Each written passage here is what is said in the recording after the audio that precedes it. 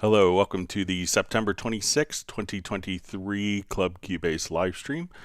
My name is Greg Gundo and I'm the host of the live stream. If you have not attended a live stream before, how it works is you can submit questions in advance to Club Cubase at steinberg.de, or you can send questions. Just simply type your questions in the live chat field. When asking questions, if you could specify which operating system you're on, which level of Cubase, whether it's Cubase 11 or 12, also which version of Cubase it is, such as Cubase LE, AI, Elements, Artist, or Pro. That information is always helpful. When asking questions, realize that my ability to answer questions that may be eclipsed by time as more questions come in. I'll try my best to go chronologically through all of the questions. But if we could avoid asking the same questions repeatedly, that would be really helpful. So we'd appreciate that. And we should have, after the live stream today, we should have all of our topics that were discussed in today's live stream pinned to the top of the comments field. And you could search for previous topics that have been covered in other live streams by going to cubaseindex.com. And we want to thank Jan from Stockholm for creating that website. So once again, cubaseindex.com. We also have two people that serve as moderators. So we have Agent K and Jazz Dude. So we want to give a special thanks to them. They're not Steinberg employees. They just do it to make it a better community. We'll also give special kudos to Jazz Dude for his work on the Cubase Nation Discord, which is a wonderful resource of information for the Steinberg community. So you could check out stuff there, and there's also kind of a document of all the topics, a Word document that you could download and search directly there as well, of all the topics that we've done on the live streams. So once again, my name is Greg Gundo. I work with Yamaha Corporation of America, which is the U.S. distributor for Steinberg products, and I'm the host of the live stream. I'm presenting from outside of Washington, D.C. area in the United States in Alexandria, Virginia. And if you're watching this live, please feel free to introduce yourself and tell us where you're from. It's always fascinating to see where people are attending from. It's not a requirement, but it's just wonderful to see people joining from all over the world. And with that, we will go ahead and get started. Okay, so we have from Nick, who asks, hi Greg, is there a way to show track archives in the media bay? I see presets but not archives. So I don't think that the track archives are searchable in the media bay. So if we come over here, we could, when we go to look at the different media types, so track archives aren't in there. I understand it could make sense to have that. I'll pass it along as kind of a feature suggestion, but currently they're just going to be stored independently and not be able to be searched for within Media Bay, unfortunately. So.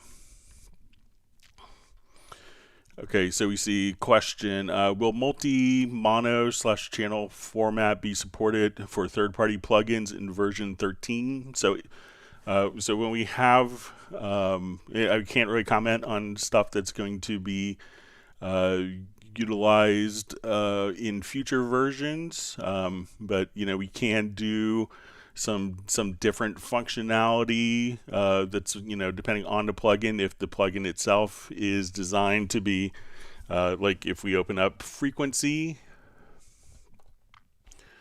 but if we open up frequency, for instance, like within the plugin itself, you could have on a stereo track, we'll come over here, you could just have like different EQs for left and right and have those be independent. So I could take the one band of EQ. So some of the plugins will do this already. So that's another approach that the plugin manufacturers could take, and there is routing options that are available as well within inserts. So if I wanted to go to my channel view here, I could come over And let's say if we go to the routing, that we could choose for this to be a mono source here, and then you could choose which channels that it's feeding. So there are some options there, but we'll see if there's any changes in Cubase 13 once it's announced and released. All right, so we have Ogie just saying hi from a cold and rainy New York City. He says, happy Cubase user since Atari ST days, still learning something new every Club Cubase live stream. So great to see you on. Yeah, we have kind of a cold, rainy day here as well. All right, we have Uno Momento checking in from Finland. Says it's really, really dark there, and he's trying to make bright music. So sounds like a good plan. All right, we have Braxel who asked a question. What is the best way to monitor a guitar into Cubase but have a guitar amp plug-in on it while you record a direct dry guitar tone unaffected by the plugin? So if you wanted to take, when we go to your track, you want to first make sure that your audio interface, so when we go to your studio to studio setup, make sure that when you select your audio interface that you don't have direct monitoring enabled, or that direct monitoring is not enabled within the mixer or control panel for the audio interface. With direct monitoring, what that's going to do is to take the input signal directly to the output signal and bypass any plugins that are on in Cubase for the signal. If we look at our input channels, so if we wanted to record the guitar dry and we wanted to be able to hear it through the processor, make sure one, you don't have direct monitoring on, go to the channel and just put the guitar amp on as an insert. So at this point, when you play through, it'll go through the distortion. So we'll see, okay, let's go to our VST amp rack.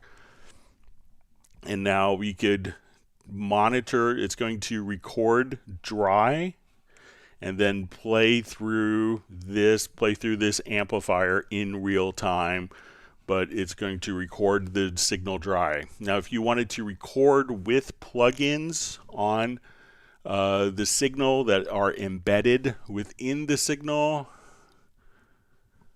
so we could come over, and to do that, I'm just going to add some inputs here.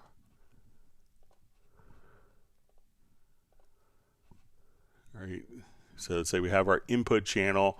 So when we put it on, like a guitar amp on our input channel, at this point, sorry, I'll just do the wrong, let's just switch this. So when we put on the input channel, this is when the guitar signal will be going through the actual, so as you record, this guitar amp is going to be printed onto the audio recording.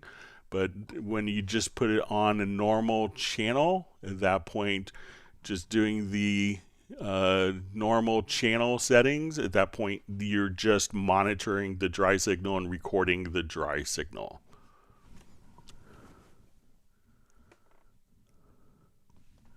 All right, so wonderful to see Sven Isaacson says, looks like you misunderstood my VST Live question in the last Hangout. Project in Cubase is a repository of media files for one song. Usually a project in VST Live is a collection of songs. You can only have one active at a time. Either it's opening a Cubase project, media project in VSTL. VST Live is pointless unless you play very short, simple sets. What I meant is a way to import media projects prepared and exporting Cubase into VST Live as songs in a set list in a project in order to build a set list. All right, so let's just take a quick so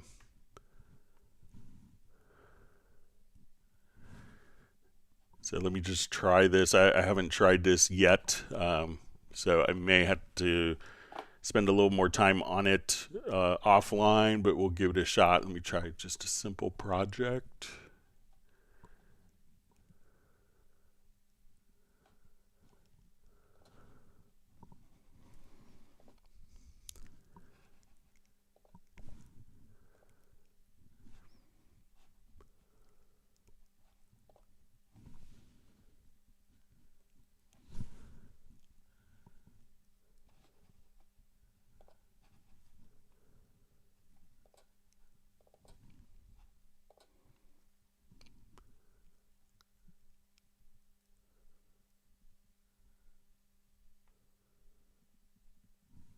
haven't had as much time on VST Live as I would like, but let me just come over to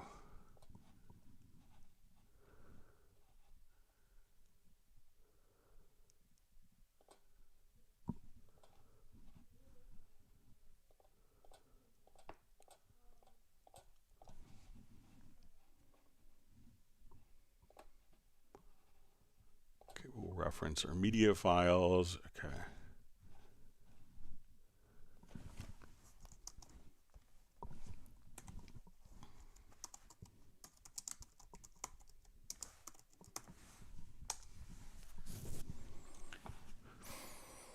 Okay, so let's go over to VST Live.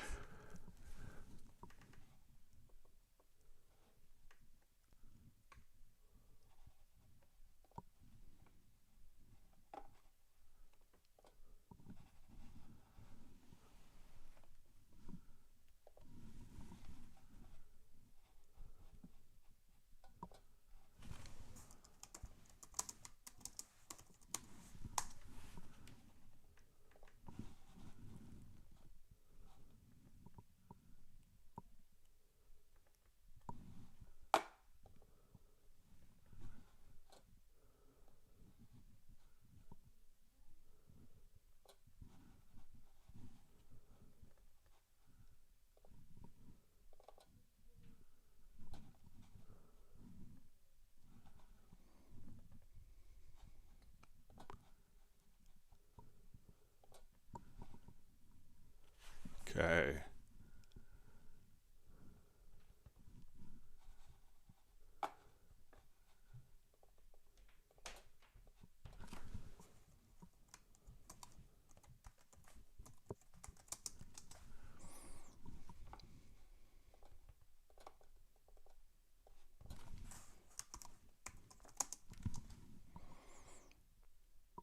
All right, so now I'm going to come over here. Let's add a song. And let's import the media project.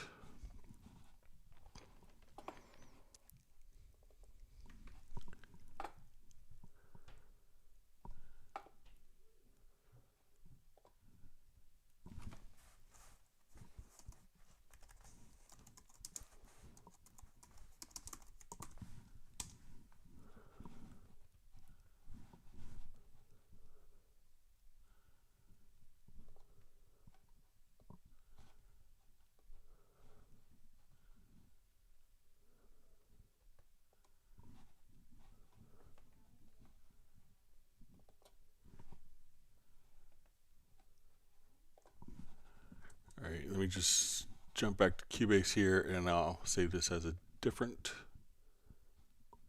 name.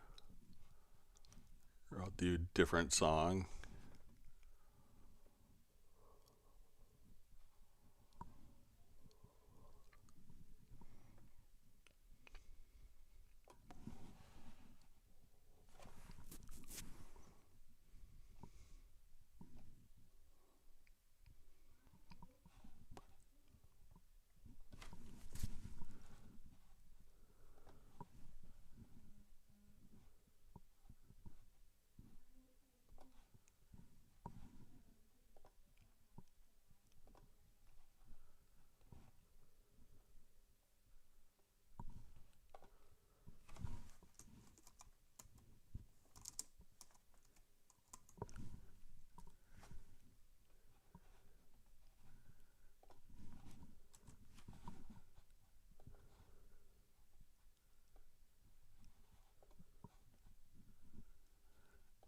All right, so that's the one we imported. Let's see if we could.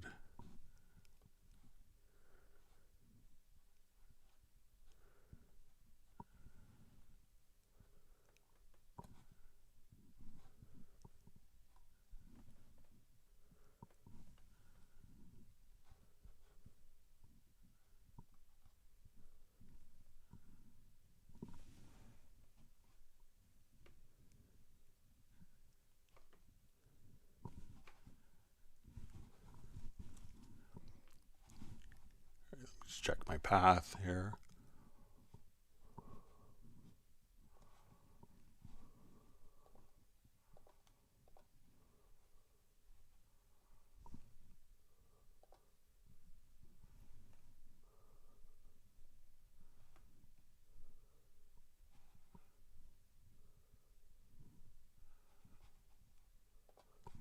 just put my desktop.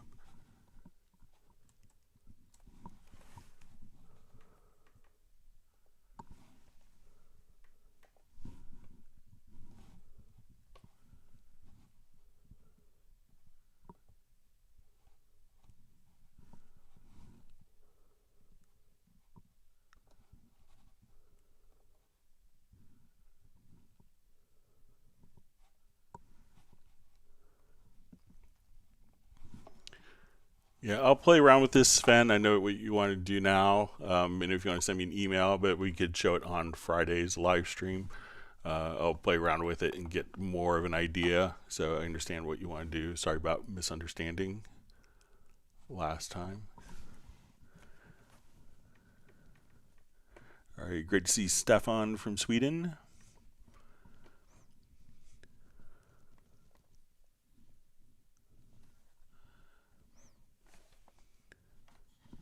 All right, great to see Jan from Stockholm on.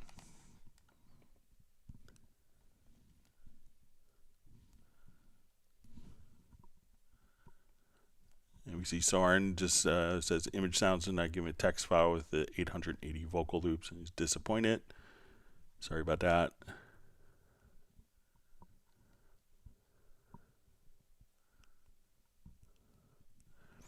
All right, wonderful to see Robbie Bowling from Dallas, and we have Joe Aguilar. Thanks for joining.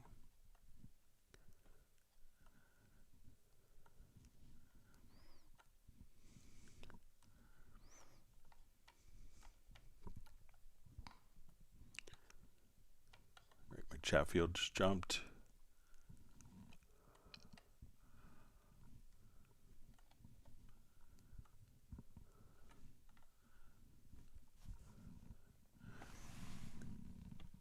All right, so we see Crazy from Portugal. Thanks for joining us.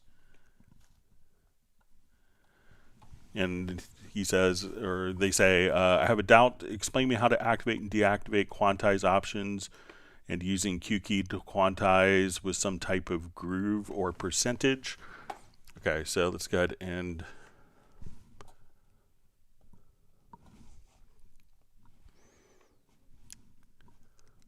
just go back to this project. We'll activate it. Okay, so there's many different ways of approaching and kind of doing a groove or percentage-based quantize. So let's come over to this file here. We'll solo this.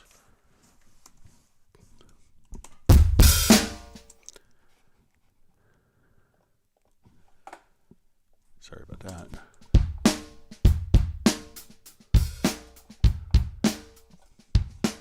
All right, so if you wanted to do, so let's say I want to come here, I want to do like 16th note quantization. If you open up the quantize panel, if you want to do percentage based, you could activate iterative, and here you could say, I want to do straight percentages. So as we come over, and I will just paint in just some straight 16th notes that we could easily see here.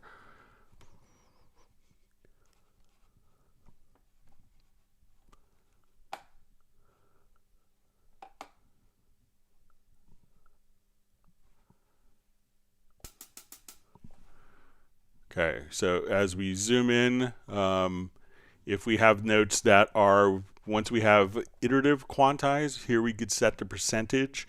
So if we have notes that are, we could set that to within 80% of the quantize. So, and this way, if we have notes that are slightly, I'll just take this off grids. Let's say I just move these notes ever so slightly.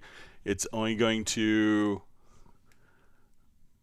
move these notes 80% closer to the beat. So you see that we may not see, like if this is our grid line, I'll just make this obvious. So we'll say this is our grid line and this note is here. What it's going to do now is just to, when you hit Q, it's just going to move that note 80% closer to the beat. So all these will not move directly on the beat, but move iteratively to close a gap 80% at a time. If you wanted to adjust like the swing feel of multiple tracks, so if you want percentage, just activate the iterative quantize mode. So let's say I wanted a swing of like 80%. Now I could just come over. So we could have percentages for the catch range as well as our quantize. So if we just wanted to listen to this versus where we were before,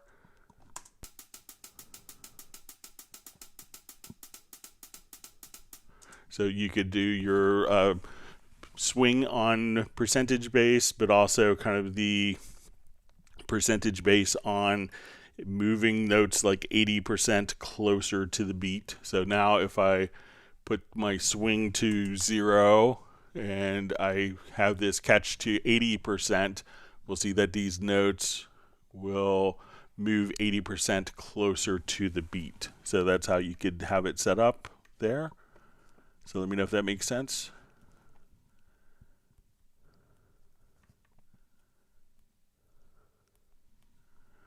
Okay, so we see from DTP Music, hi Greg, strange marker behavior. Set bar 1 to the left, bar 10 to the right, bar 15 to marker 3, bar 20 to marker 4. Then go to left and right. Markers works fine, but if I go to marker 3 or 4, the left and right locators are automatically set to that. The left and right locators are automatically set to that marker in any session. It says, by the way, reporting IC Pro working fine in iOS 17. All right, so let's take a look. So let's say we have markers set around here. So we have our left and right markers, and we can navigate to those using 1 or 2. And let's put marker 3, so let's say bars 10 through 15. Okay, so when I go to markers here, let me just add my marker track.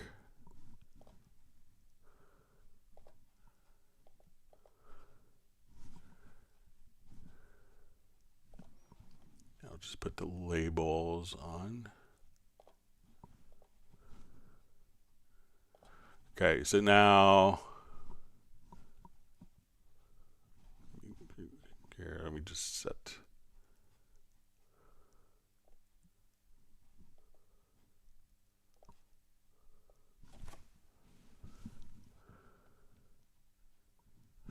Here, I'll undo that, and let's just drop markers in here.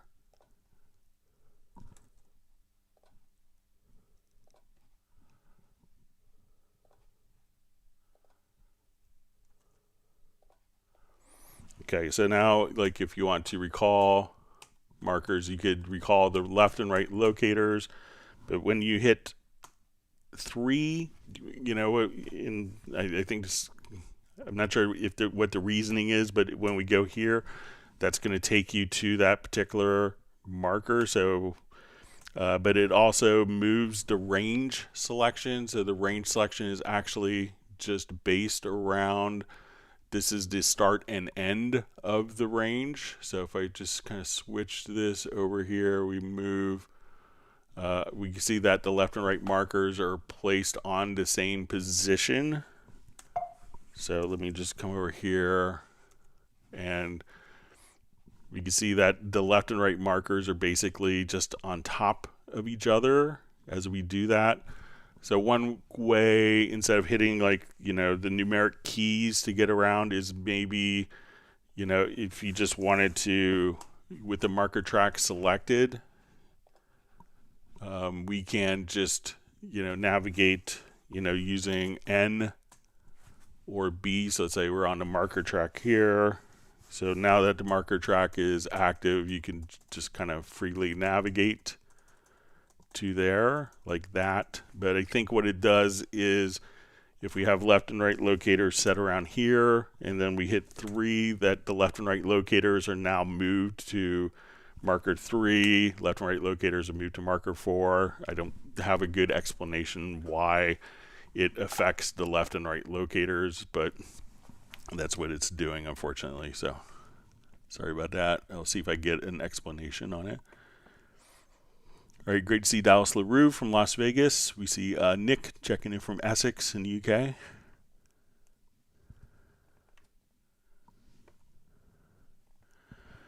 All right, so we see also Crazy asks, I also have a problem with one project.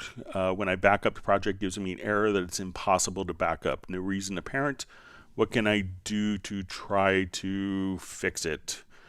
One of the things you could do is, first thing I would do a backup project is save it to a new folder. And see if that makes a difference. So different file location for the backup folder. Maybe it's being saved to a path that's write protected or something like that. So try changing the location. Another method that you could use is just to go to a new project and come over here and go to import tracks from project. You can select the project, select all the tracks, and then import into a new project file and see if you could back that up. But you could also just migrate all of your data directly, importing the tracks to the new folder that you defined. So when you go to new project, you could define a new folder and import the tracks from the project into that folder and see if that helps as well.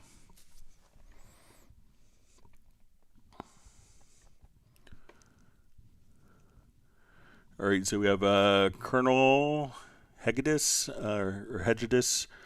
says, first time I've caught a stream. Greetings from the Netherlands. We're glad to have you on, and welcome to the live stream. All right, and we see Larry B says, hi, all Cubasians. What a great stream for all Cubase users. All right, wonderful to see John Costigan from Kenosha, Wisconsin.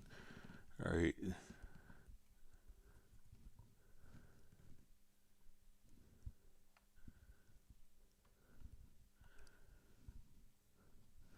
All right, so we see Patrick Manuel A says, can use Cubase audio into Zoom. So, generally Zoom's going to use kind of a different audio, driver architecture, but I obviously do it. And if your audio interface, like my interface, if it has a loopback function, let's see if this. So if your audio interface has a loopback function, you could just simply do livecast or voicecast and then just use your audio interface as an input into Zoom. So that there's ways to do it.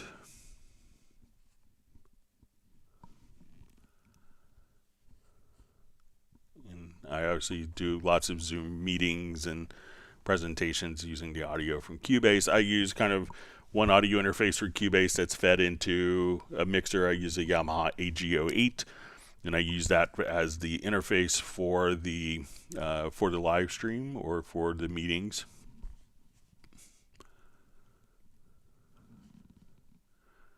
All right, wonderful to see Razel from Denmark. All right, and we also see Jazz Dude for setting up audio for Windows that you could use Voice Meter as a utility. All right, we have Matt Elston sending everyone positive and creative vibes to everyone from London. All right, so we see a question, any news on Cubase 13? So when it's generally Steinberg doesn't announce stuff before it is released. So as soon as it's released, we'll let you know, but we don't really comment beforehand before release.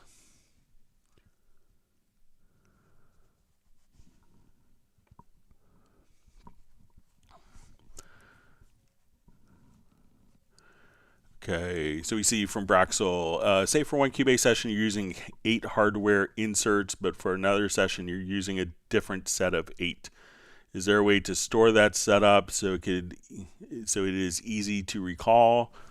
So each of the hardware inserts, if you have them all configured at once, you could come directly over to an audio track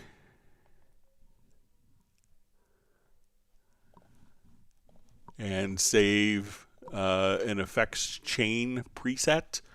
And if you have like all of them kind of connected at all times, but you could also at this point go to your studio menu to audio connections, and then you could store, if you're using different hardware for different compressors, at this point you could add them as favorites, and so once you have it configured here, right click on it, add to favorites, and then go to your favorites, and then you could just simply recall those.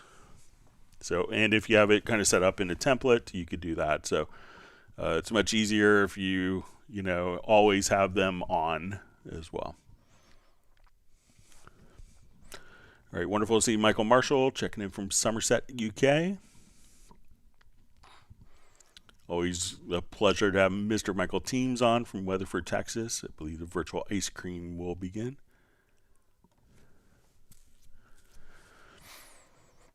All right, so we see a question from Ecstasy Tunes. Hi, Greg. Is there a way I can normalize all my tracks to peak at minus 18 dB for my gain staging? So really all you have to do is you could select all of your tracks, go to audio, to processes, and you could choose to normalize, and then you could set a peak normalization in dB or in loudness units.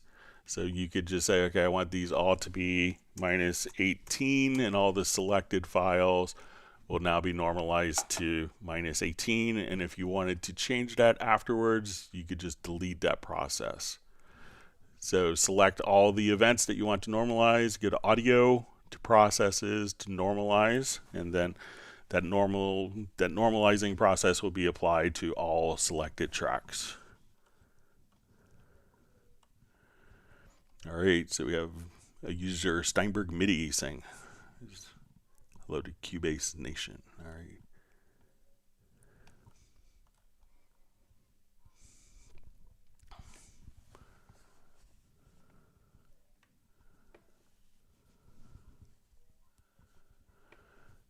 All right, so we see I migrated everything from an old computer to a new one, and upgraded from Cubase 5 to 12, and lost the presets to many plugins, Valhalla, etc. What's the easy way to transfer / store presets on Windows? So different companies may have so user presets, and this isn't in Cubase 5 because it was like what 2008 or so, 2007. But so when we're over here, newer versions, you could come over here to your profile manager and export. That wasn't in Cubase 5, but Cubase 5 did have Media Bay. So if you come over here, now one of the things you have to realize is that there are standards for plugins, and I'm not sure if you're running VST2 or VST3 versions of the plugins. So if there's VST3, there's kind of common a preset mechanism for that. VST3 came out with Cubase 4. A lot of the plugins, if you're running Valhalla at the time, you may have to, when you go to, if you have your Cubase 5 still available, you may have to come over here to inserts. So there are kind of standard preset savings, but a lot of companies have their own proprietary methods of saving presets. I don't have any Valhalla plugins, but if you go to, let's say maybe an older one, here's like a third-party one, you may see in Cubase 5 where you could have export as you could save the presets, and then you could give it a name here and see where that particular preset is stored in Media Bay. But I'm not sure if Valhalla has their own, many plugins have their own plugin mechanism or their own path and preset structure that's kind of common to the plugin regardless of which platform the plugin is for.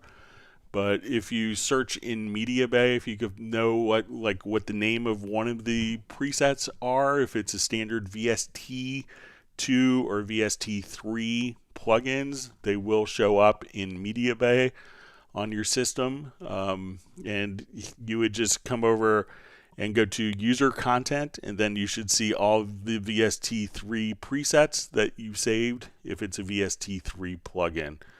But again, many third-party plugins don't necessarily utilize that, so you may have to check with the particular companies as well if they kind of have their own proprietary mechanism.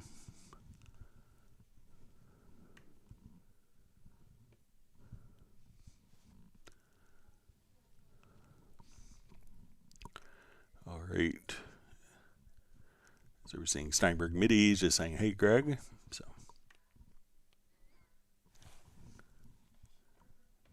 Wonder if Steinberg MIDI is a Steinberg employee. So, all right.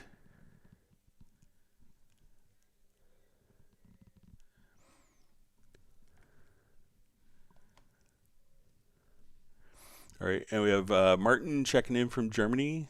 This is on a sunny day. We have kind of a colder, wetter day here.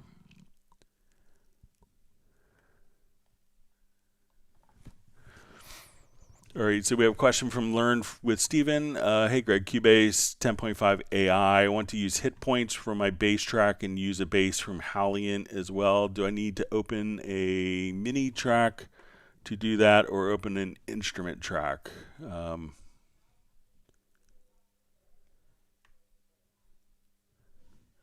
So probably, probably the easiest way to do this is just to open an instrument track.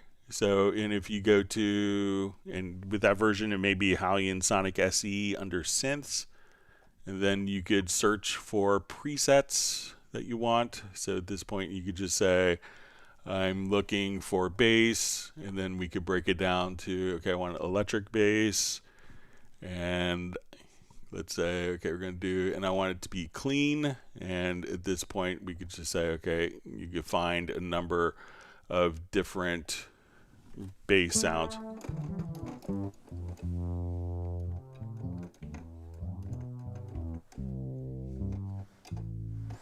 So you could just start playing directly. So you can have your bass track and then sequence a bass line right along with that if you need to.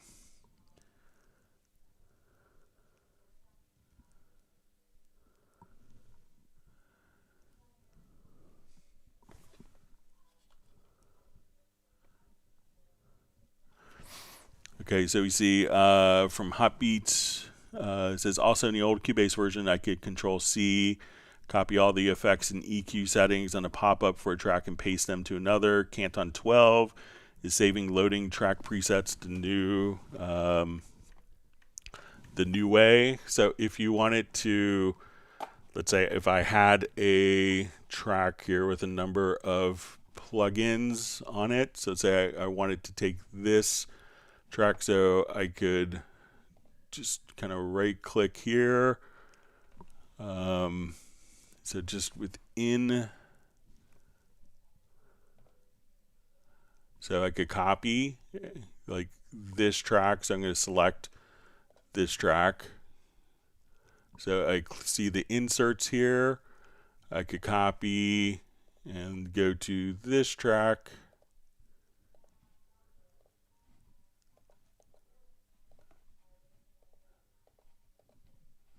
Sorry, let me just, and paste. So you could just do it directly on the track settings. And if you, so, and let's say if we had, so if I'm, let's go to Audio 2, and I'll just load up some quick plugins, and let's say some EQ.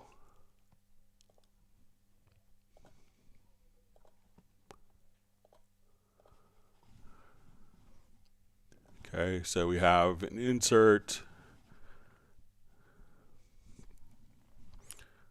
So here, I think if we go to the track, we could say copy first selected channel settings. Let's go to this track, right click, and paste the settings to this track. So we can see that it'll have the same EQ and channel strip. So you can still do it. So just right click, like on, if you wanted to copy just the inserts, you could copy the inserts over just by right clicking there and copying. Or if you click on the track name in the mixer, you could say, let's copy the first selected track settings, and you could paste the settings to the selected channel like that. So give that a try.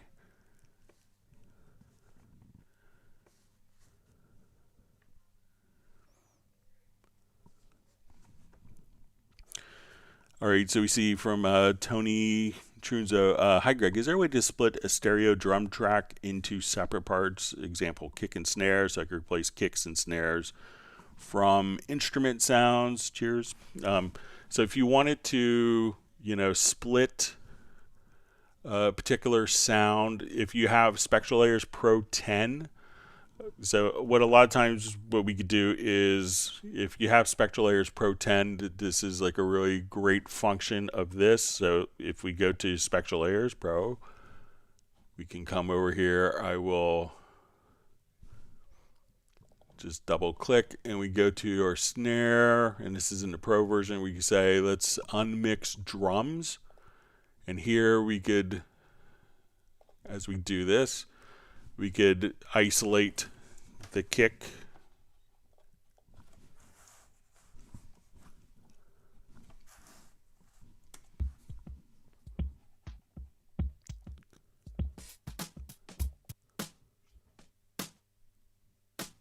And then so we could do kick, snare, and cymbals. So now if I wanted to replace, I could drag and drop and add the kick and snare as different audio tracks. And then at that point, if you wanted to, say, okay, I'll take this particular file. I'm just going to quickly bounce the selection so we could do some other events on it. So now once we have this split out, if we double click, we go into our hit points, and we could at this point choose to take our threshold here. So let's say, okay, I just want my threshold at that, and create MIDI notes, and we could retain the dynamic velocity, and there's our MIDI notes for the snare that will be lined up. So within Spectral Layers, we can choose to unmix the kick and snare. If you have it on the left and right channel, which is pretty rare, you could just come over and select the track and go to convert tracks and say multi-channel to mono. Or you could just, if you have Spectral Layers 10 Pro, that's a great function that you're able to do, is to, from just like a stereo drum loop, take out the kick and take out the snare to augment or replace or enhance with different samples.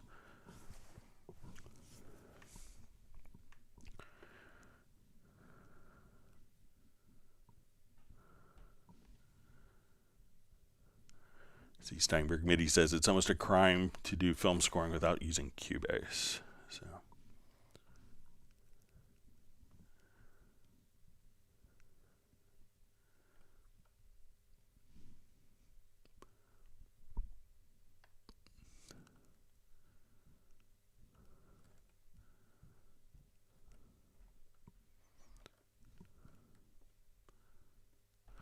Okay, so we see from a question from Gaming Octopus. Hi Greg, could you please explain the quantized panel in detail, mainly the pre-Q? I'm wanting to extract a MIDI groove from old work, and I want the velocity MIDI note placement to match exactly. Okay, so let's say I look at this event here, and I'll apply just a quick groove to this. So I'm going to come over here to, I'll just put this on the MIDI insert, and I'm just going to put a quick groove on it.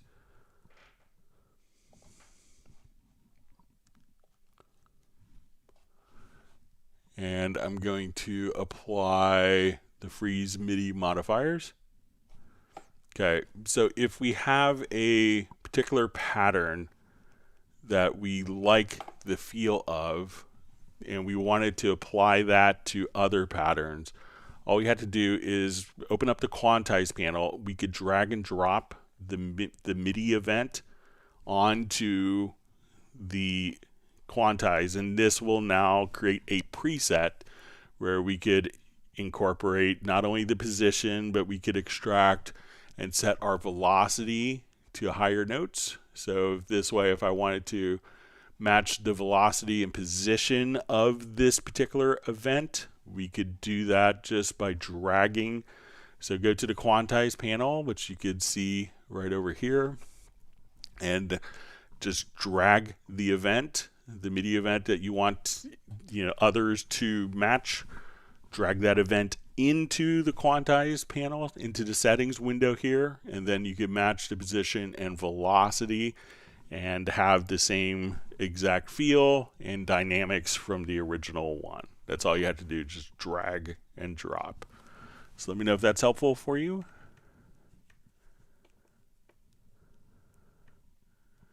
Always wonderful to see Spike Williams from Rhondda, Wales.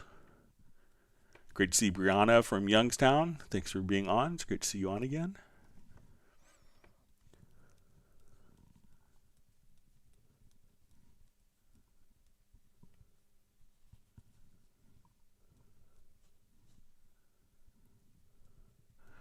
All right, so we have Balsa checking in from Montenegro. All right, we see Peter from Montreal. Okay, so we see from Dwight Cunningham, Greg, I'm experiencing CPU overload and audio dropouts. So the first thing you could do always is just to come over and go to your studio setup, select your audio interface, go to the control panel and raise the buffers and see what that is doing.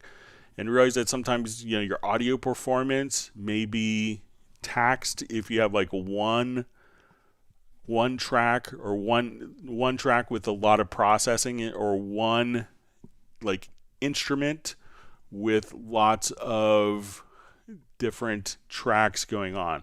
So if I open up one instrument and this has 16 voices, this one instrument is utilizing only one CPU core. If we have one track with 16 different effects on it, this one track is only going to utilize one CPU core. So try to split out the processing on different tracks, and that could help. And also, one of the things you could do if you're on Windows especially, check out a utility called from Resplendence called Latency Monitor, and that could point out if there's functions in your computer that are causing like real-time audio performance interruptions as well.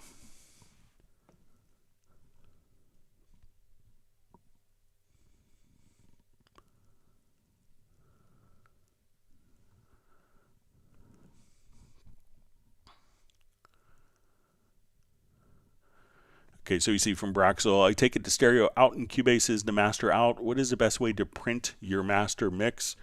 So really all you have to do is, there's a number of different ways of doing it. Probably the fastest way is, let's say I have this project.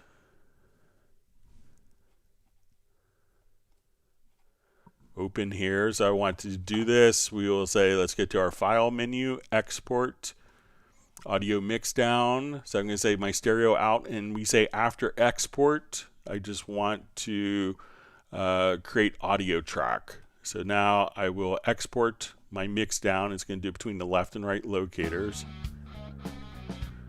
And I have this set to real-time export, which I won't bore you with. So I'll abort that.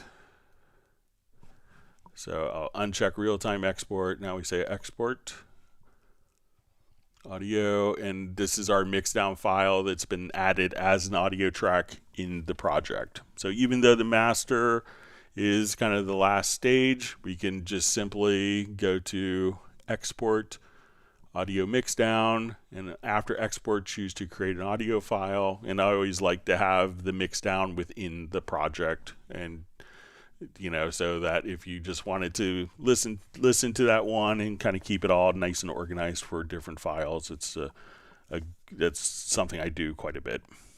All right, always wonderful to see Roger Cabo on.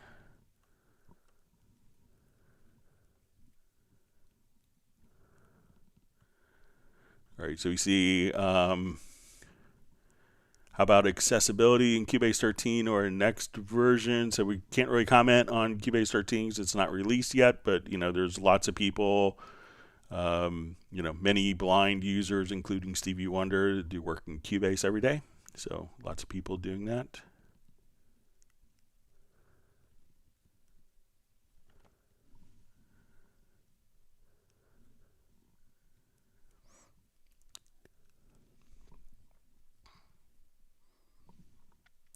See Peter's comment is Greg must be so anxious for Cubase 13 to be released. It would sure quell the multitude of release date inquiries for a while at least. As soon as we do Cubase 13, people ask when Cubase 14 is coming out. So happens every year.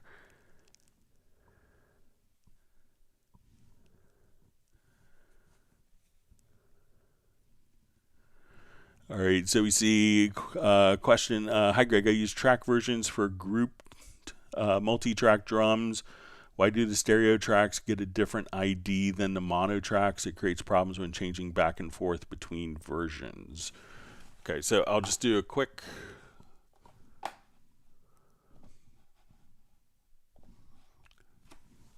haven't tried with. We'll try with mono and stereo drums here.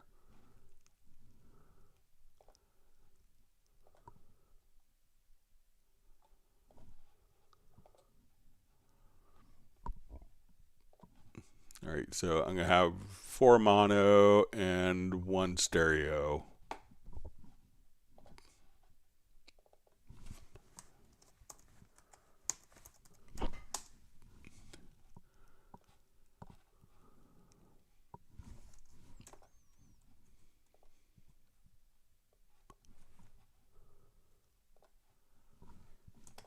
All right, so I'll go ahead and let's just hit record.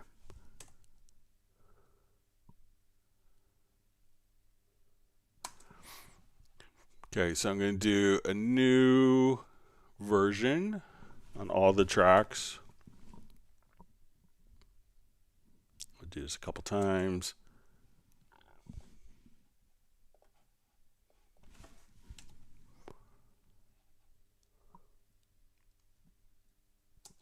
We'll do one more.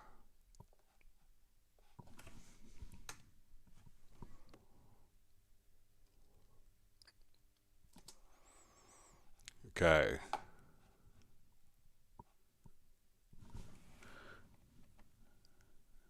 Okay, why do stereo tracks get a different ID than the mono tracks? Okay, so I have all of these selected. I'll go to version 1.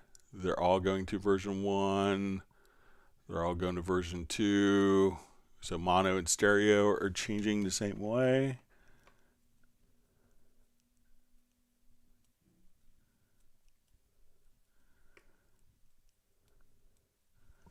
All right, and I'll just group these as well. So I'm going to move these to a folder track, and let's apply group editing.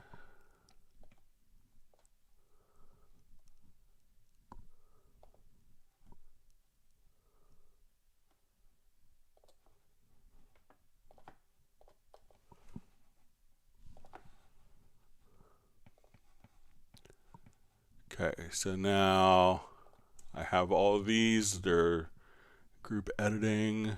Looks like everything is still changing this to the same version. So let's see if I think with track versions, when you, so even with 1 selected, I go to version 3. Let's say I go to version 2. They're all kind of changing as expected with group editing on. So let me know if I'm doing, this is from Hugo, let me know if I'm doing something differently than you. But it looks like the ID has been kind of the same for all of them.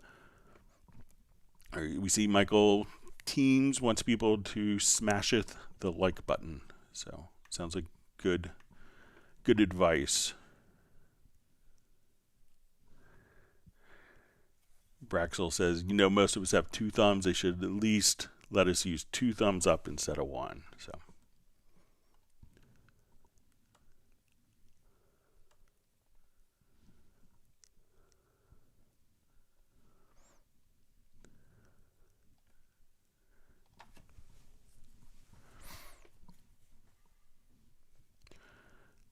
Okay, so we see from Dwight Cunningham, says Greg, also the input-output sometimes disappears in the top bar, even though everything is checked on the status line.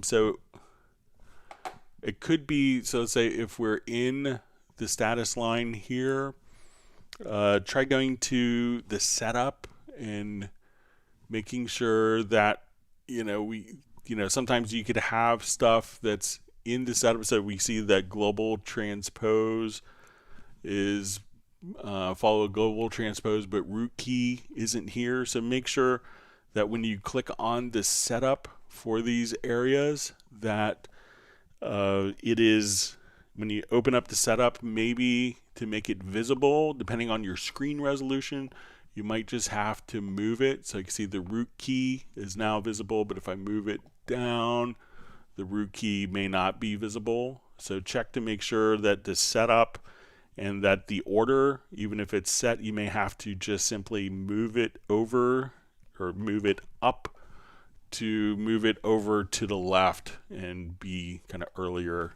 in time.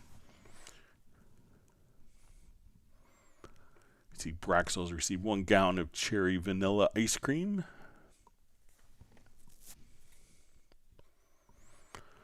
All right, so we see any plan to add accessibility for blind users using screen readers. So I know lots of people are using screen readers with Cubase. My friend Greg Lukens, he uses JAWS with his Cubase, Nuendo, and Wavelab. So, but let me know if you have problems. But we have lots of people utilizing those already with Cubase. All right, we see Daryl Lloyd says, "Hey Greg, from Fort Washington, Maryland, in the house." So Fort Washington's right across the river from me, so I'm just off the George Washington Parkway. So he's probably lives like a mile or 2 away from me if we had a drone, but it'd probably be 30 minutes by car. But glad that you could make it onto the live stream, Daryl. Hope you're doing well.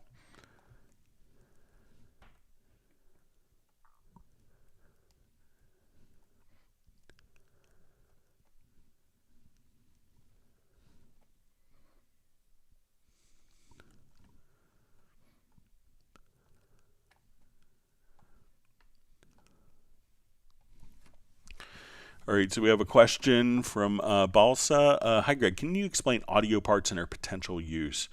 Also, when accidentally creating one, how to break it apart and return to an audio event. All right, so we have kind of basically 2 different modes or approaches to editing audio. So they could be where we edit the individual event, or we could edit what we call parts. And we could think of a part as a collection of events.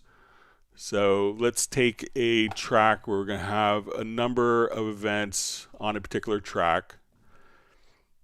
Like let's say I have all of these audio files and I want to move these as one entity without having to select all of them. So one easy way where people run into this is when we glue audio together. So once we've glued events together, we've created a part, and the part can now be moved as a single entity. So if you've done like a very meticulous edit of audio comping, something that you don't want it to be broken apart, you could glue it together and that could turn it into a part. Now within the part editor, we could come over and look at this one particular track, say, okay, now I want to do my fade-ins on this. I want to move this event internally. I want to move these and have that do a crossfade between those particular events. And once we've moved all of these, all we have to do now is to come over and I could once again, move a collection of different parts or different events into one single unit. Now let's say I've done, and I messed up and I didn't intend to go into the part editor. To undo it is select the part on the project window, go to your audio menu, and you'll see dissolve part. And now we could take all of the parts and now they're individual selected events. So just select, we could go to your audio menu and say events to part. Or conversely, we can go to audio and say dissolve part.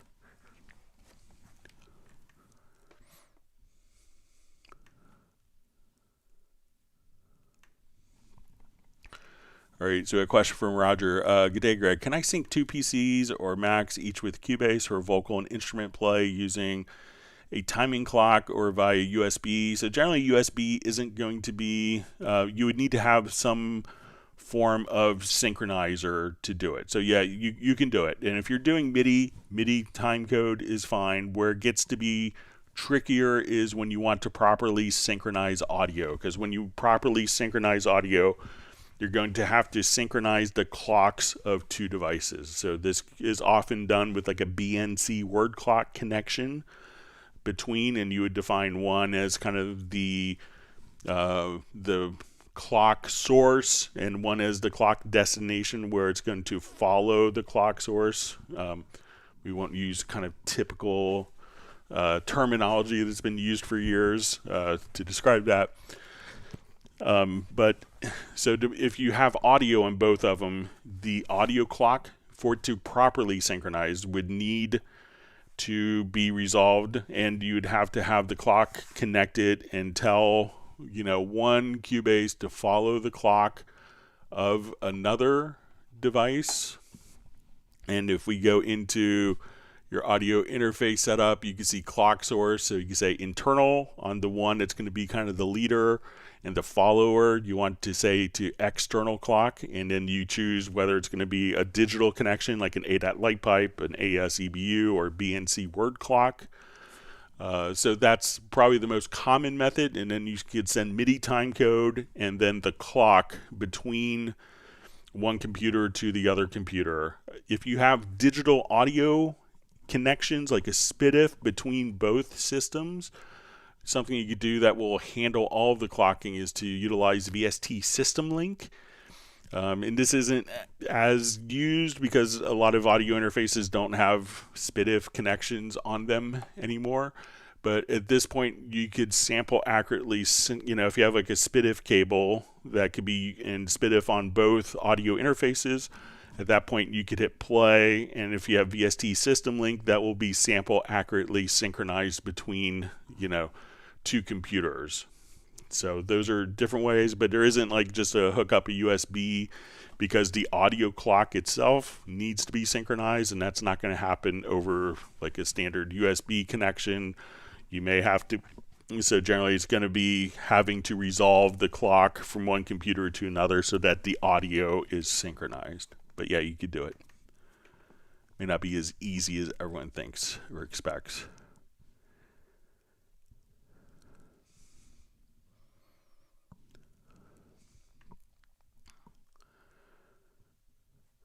All right, so we see Sir wants to know some mastering techniques. So let me know if you want to see them inside. Mastering means different things to different people. So we have a dedicated kind of mastering program called WaveLab, which a lot of people, use for, professional mastering.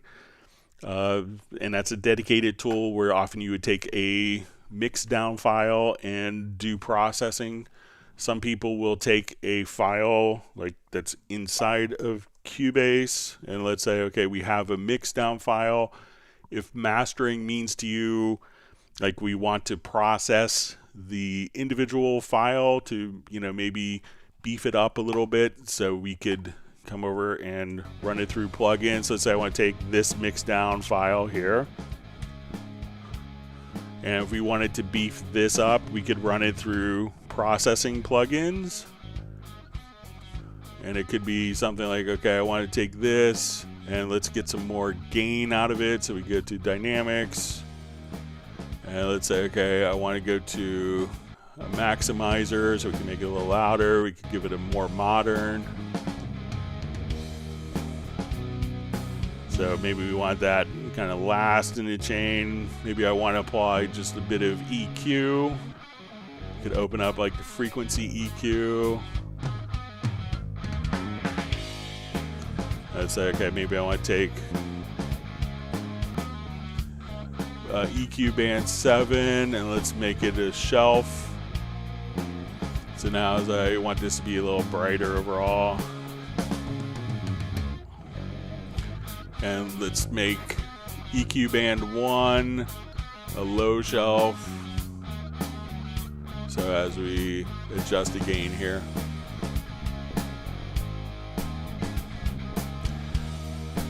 And you could also run it through, if you want to run it through like even like tape saturation. If you go to distortion, exactly, let's run it through magneto.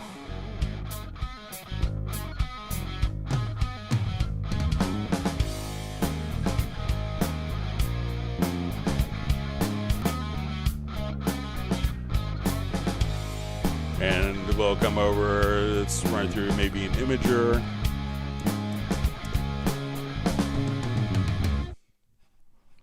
So we just kind of come over here and be able to run a number of different processes. So I want the high mids to sound wider. And I want the lows to be a little tighter. So if we bypass, you know, we can take your song from there to there pretty quickly.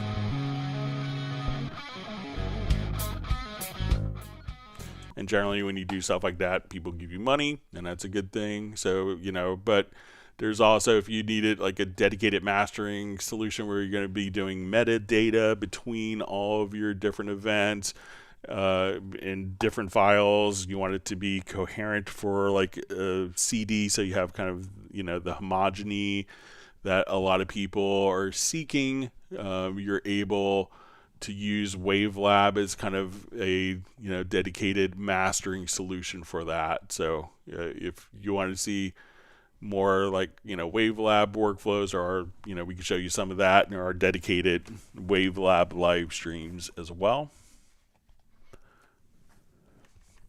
Let me see, Jazz Dudes provided the Wavelab trial. Always great to see Brian Sawyer from Beulahville, North Carolina.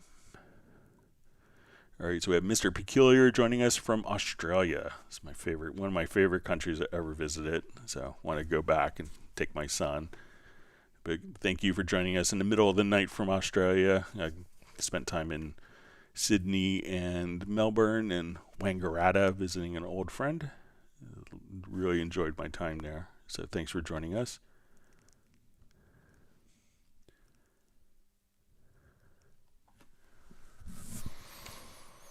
All right, Jazzy Lomel asks, peace and blessings, Greg. I have a crazy question. I forgot the commands to zoom in vertically. Can you show me how the key commands for that? So if we just so we could zoom in horizontally with G and H, and if we want to zoom in vertically, hold down Shift G. That's Shift H and Shift G.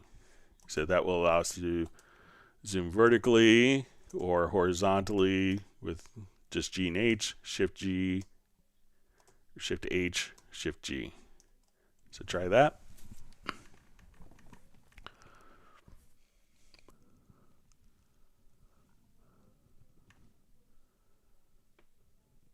All right, so Neil Conway, just checking in from Misagi, Oregon. Thanks for joining us today. All right, so we see Tony asks, Tony Trunza or Trunzo, does Spectral Layers 10 require USB dongle? Thanks. No, it uses a Steinberg licensing. So since version 9, so it just uses a Steinberg licensing, so it does not require a USB e-licenser. It's on the new Steinberg licensing system.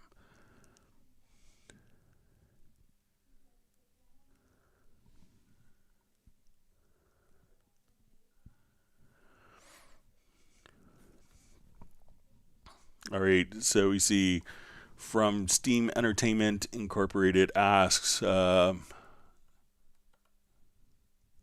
let me just get my. All right, it asks a question earlier. Someone asked about the pre-Q containing to the quantized panel. What does a pre-Q max move in original position do exactly? All right, so let's take a look.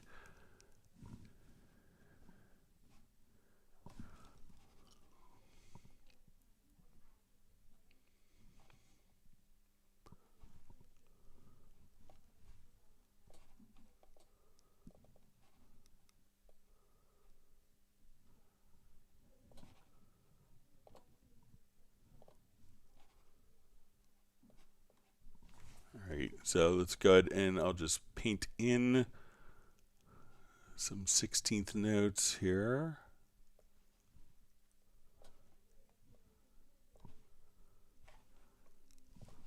Okay, I'll make it so everyone can see it a little easier.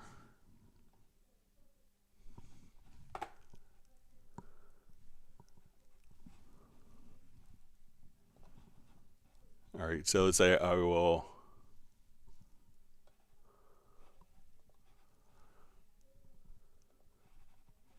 All right.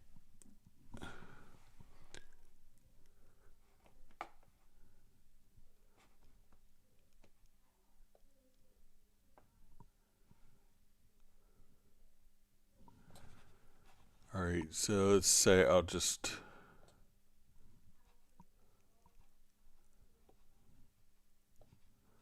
All right, so let's say I have some 16th notes. Let's say with my pre-Q, come over here.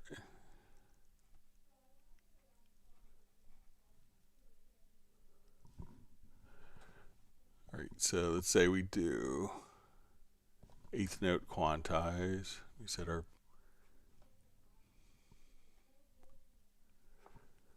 All right, so it looks like maybe those only show up on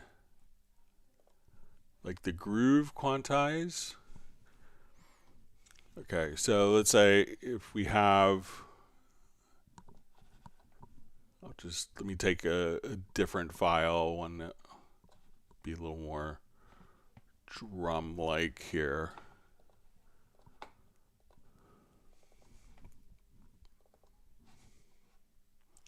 So we'll create a groove from here, put it in.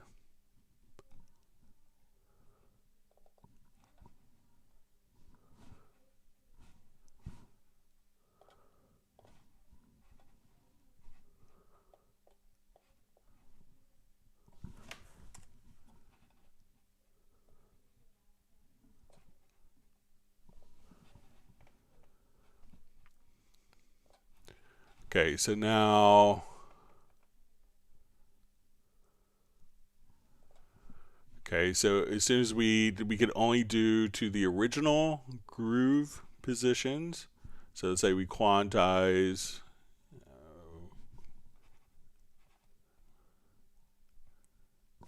Okay. So let me undo. All right, so let's say we do a pre-quantize. So let's say if we have this off, I could apply the groove quantize from that drum loop. If we have the pre-quantize, let's say if we set this to 8th notes, we have 16th notes now. It looks like it's going to only quantize it to 8th notes as opposed to 16th notes. So this way we could kind of set the quantized value between quarter notes and 8th notes within the groove. And I think the maximum move, so here we could, if we have this off and we say the original positions, this is going to go directly to the original groove that we see here. And I think the maximum move is just how far it's going to go. So let's say we do a 32nd note.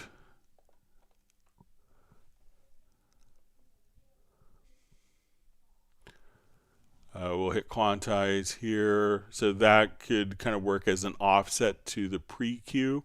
So we could apply kind of the maximum, looks like the maximum resolution to that. But if we set this to quarter to 4,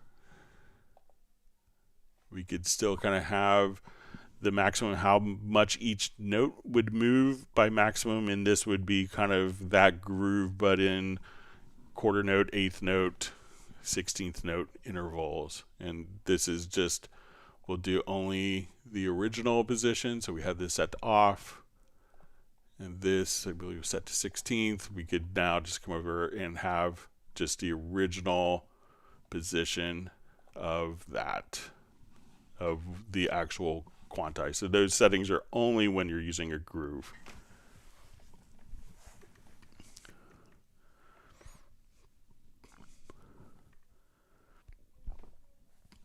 All right, so we see Bizwayan Day says I actually use all Steinberg product and it's awesome, really. All right, wonderful to see Jeff Zabelski from Chico, California. Glad you could join us. All right, great to see Value checking in from Vienna, Austria.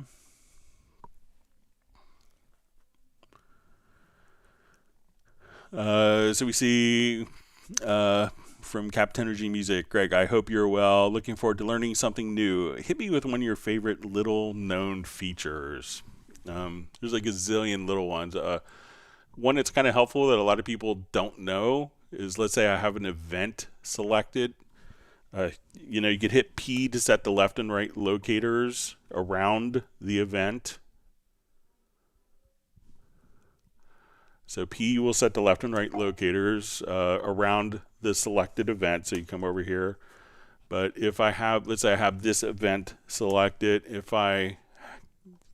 my left and right locators there, if I hit Alt plus P on a select Alt or Option plus P, that will loop and play the selected event for you.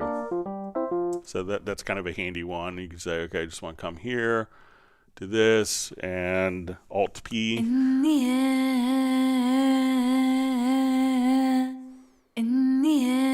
I come here, hit Alt Option plus P. It'll just kind of, so when you're auditioning stuff, that's a good kind of little trick for quickly auditioning stuff and being able to do edits on stuff without having to move your locators manually. So.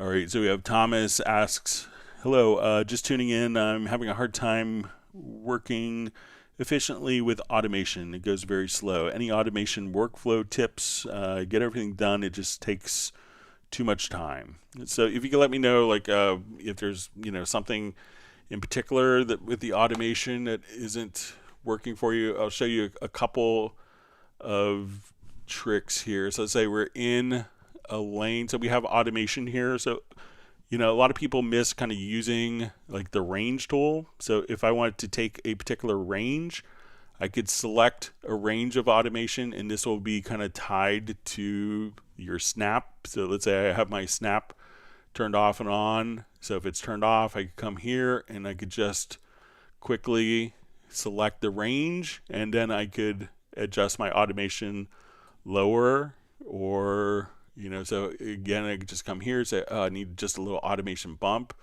or lower there. If we have automation points, and let's say, okay, as we do this, I have a point here and a point here. We could, if I grab let's say if I grab these tools here, one of the cool things is in the middle of a curve, where you see between 2 points, you could grab the center part and do different Bezier curves like so. So you could just kind of drag it over. So if you want to do like different envelopes for automation, if you just say, I like all of this automation, but I want it softer, just grab the upper center edge. If you want to take the automation and kind of just compress or expand the points, you could do that by going to the right center edge. You could also tilt.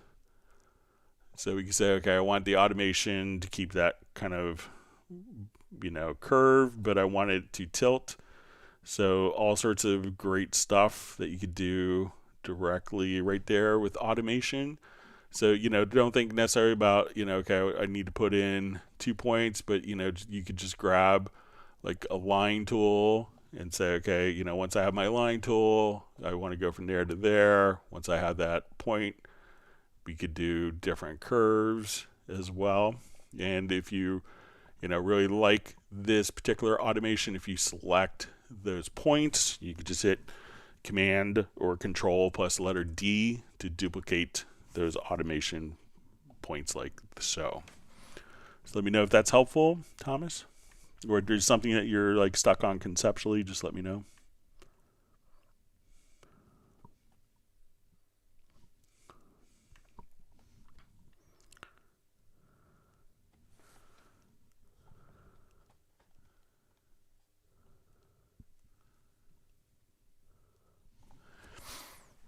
All right, so we see a question from Soren. Greg, if I want to listen through all 880 vocal loops and write down what she sings, then I want the 880 loop events after each other on one track and about 25 seconds of empty space between the events. Then I could listen to what she sings and write down at the empty space between, just play through 880 loops in one go, writing the same time.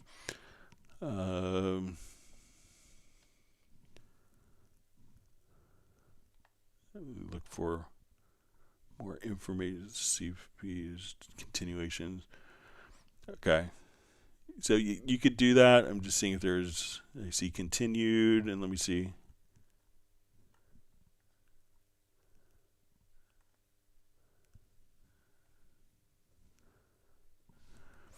All right. So I don't see kind of a third part, but if you want it to do that, Soren, so let's say if we do a new project,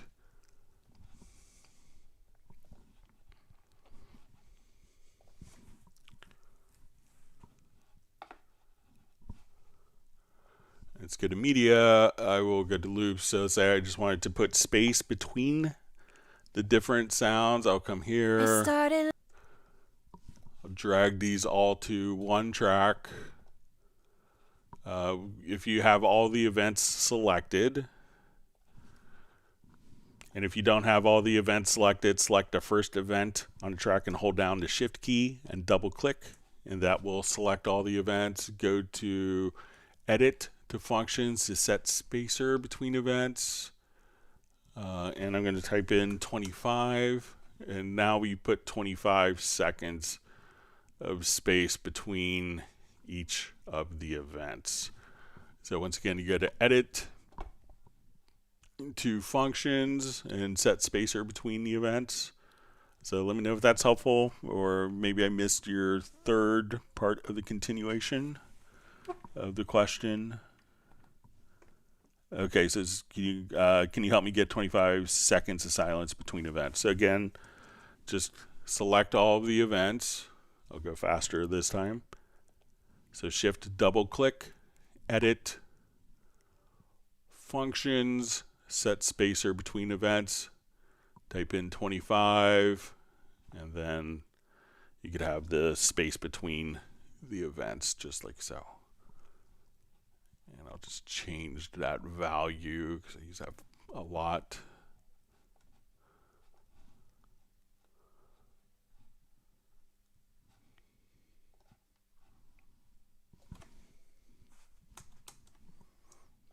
All right, so let me know if that will help you, Soren. All right.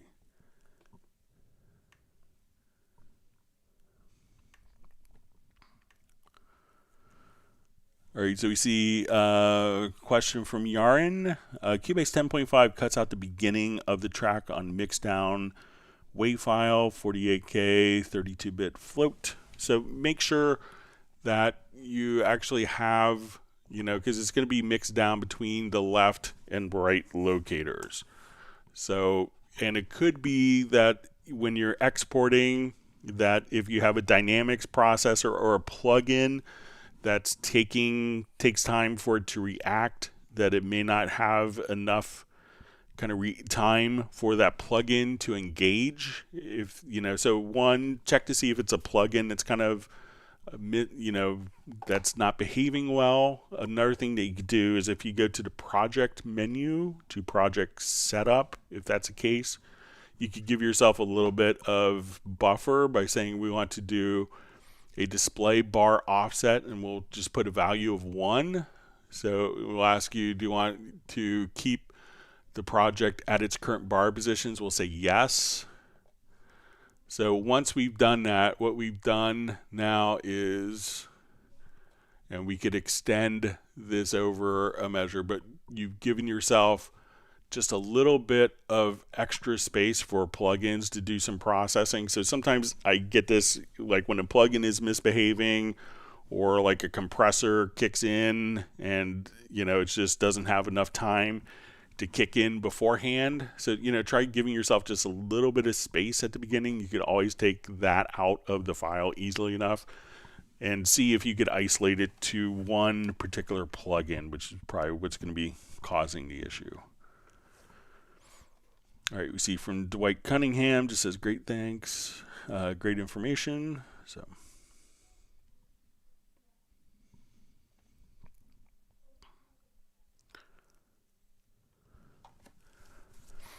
all right, so we see from Larry B, says, hi, Greg. I am using the UR44C hardware effects, but they are missing when I export to audio. What am I doing wrong? So I think the UR44C, I have the UR24C, you know, and when you do that, you actually will get the plugins. So I think, let's see if I have them installed.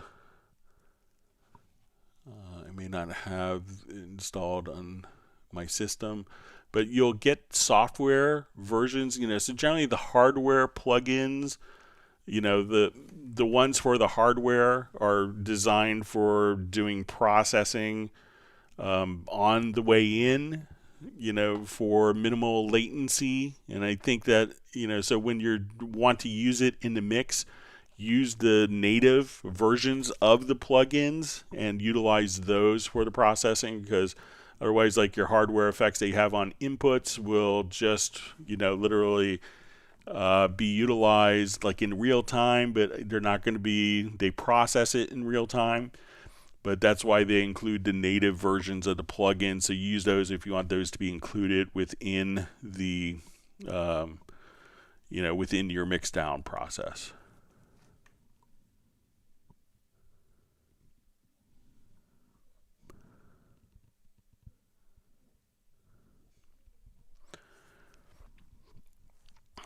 All right, so we see a question, is there any advantage to a real-time export?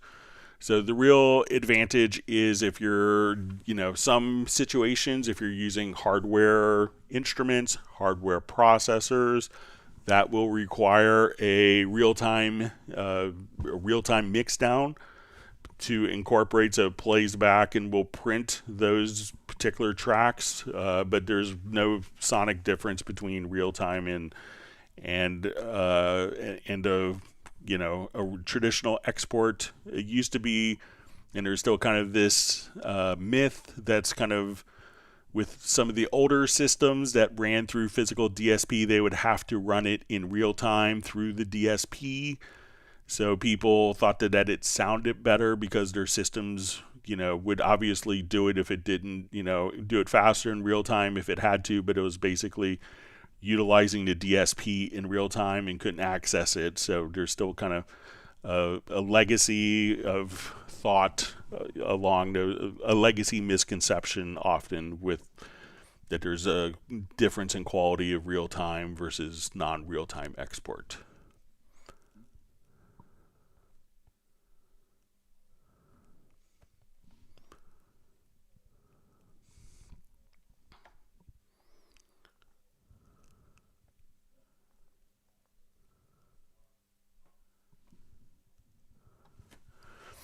Okay, so we see a question from Ace Amadeus. Hi, Greg. Hope you're doing well.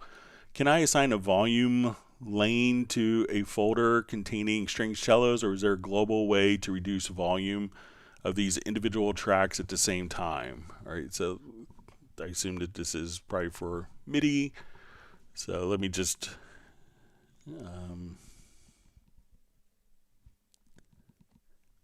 open up a quick project here.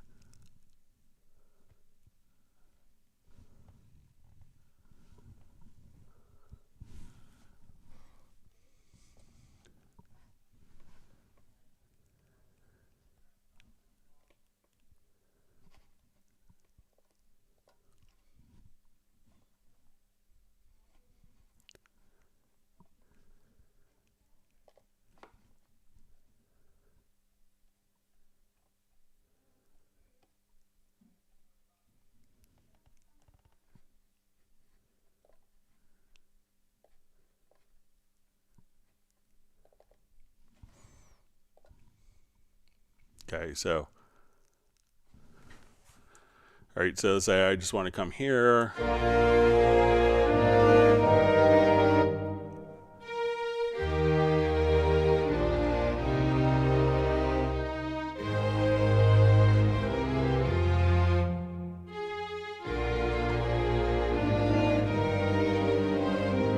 All right, so if I wanted to take a number of these tracks, you know, the easiest thing to do if you want to do that is just, you know, if you wanted to move them, just reread the question, make sure.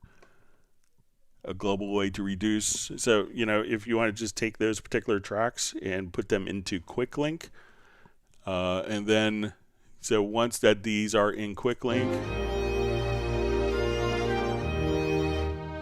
so whether it's MIDI, audio, or instruments,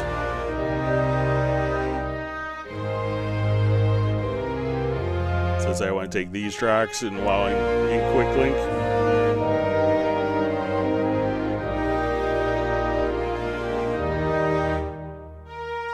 so I'll just say, okay, let's take these tracks, and now that they're in, we activate Q Link or hold down Alt or Option plus Shift.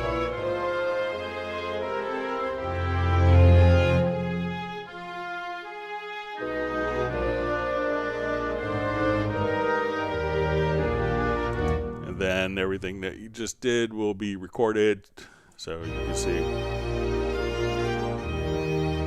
So any element in the mixer, you just put Quick Link on, and you know, even if they're different volumes, I could come over and put these, let's say they're at different volume levels. I could take these different sources here, and as soon as I enable Quick Link,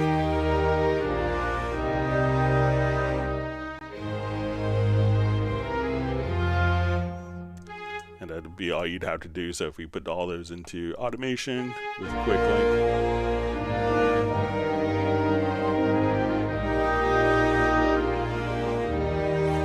then if you hold down Alt or Option, you can move one.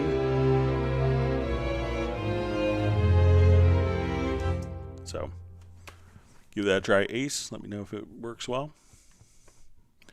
So you don't have to put it into a folder, just grab it into faders and enable Quick Link.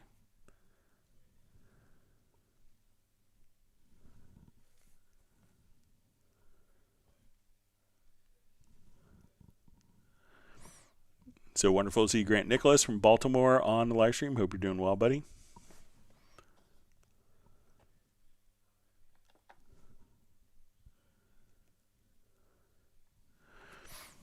We see a question from Jeff Sabelski. He says, my MR816 CSX with reverb and morphing settings makes my Strat sound so smooth compared to clean direct sound from a small cheap amp like the Microcube.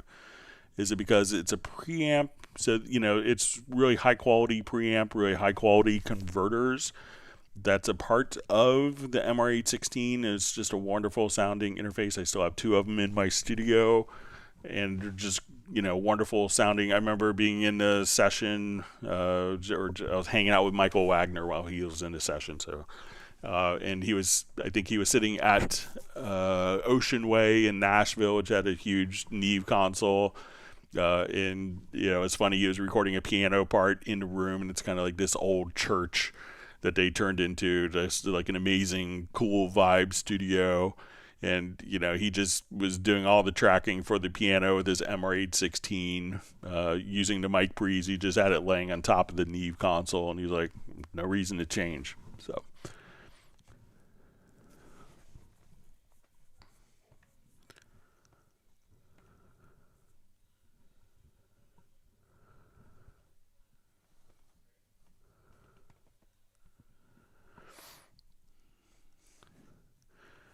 Okay, so we see question, the white bar, at least 8 tracks, shows the controller. How is it with many controllers? So if you have like 24 channels of controllers, you would see 24 channels of white bars. So however many, and if you're not familiar with this, I'll just add, we'll do new project here. And when so when you're running a control surface, you may run into situations where, so let's say I have 27 tracks of audio and I switch my MIDI remote here on my nano control and we'll set it to mixer. So we see this white line indicated here. So if I had, if my control surface had 16 faders, we would just see this white line. So, and as we would bank over, so I could just bank to, different channels up and down. So we see channels 1 through 9, and we could see this also indicated on the mix console. So we see this. Now when I bank over, we could have channels 9 through 16, 17 through 24 when I hit the bank button. So this way we could, and if you have more faders, at that point, you would just see, if you had 16 channel control surface, you would just see that this white line would extend to 16 channels. If you have 32 channel control surface, you'd see it just extend to 32 tracks, just to indicate exactly which tracks are currently being controlled by the control surface. So let me know if I misunderstood question.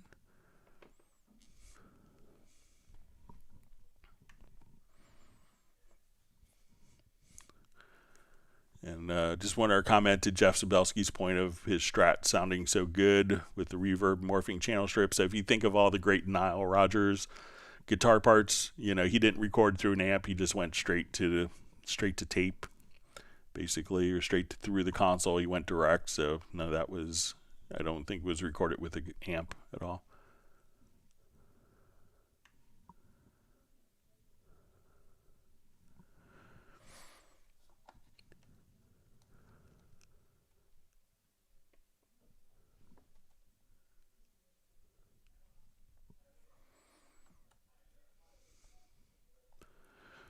Okay.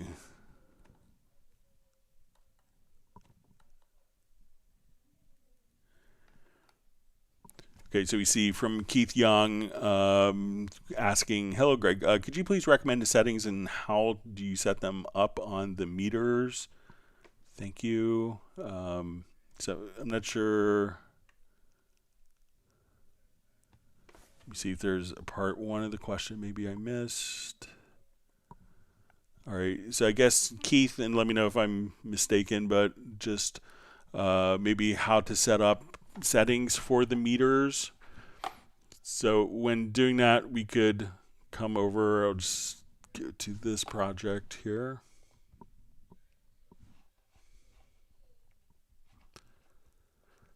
All right, so we look at, let's say, our meters as we're playing here. And I'll just kind of turn all these up a bit so we get more.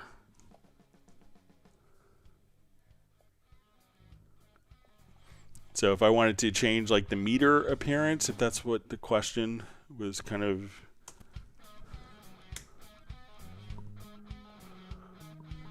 If we go to the preferences. So we can see our meter colors here, but let's just make it a little more customized. So we'll go to preferences, to metering, to appearance, and we want to use like our channel meter. So if we wanted to say at this point, I wanted to have these meters turn red, and then I hit apply. We can see that the meter, and we could add additional points here as well. So you can say, okay, I want at 6 dB, I want it to be blue for some reason. So as we would change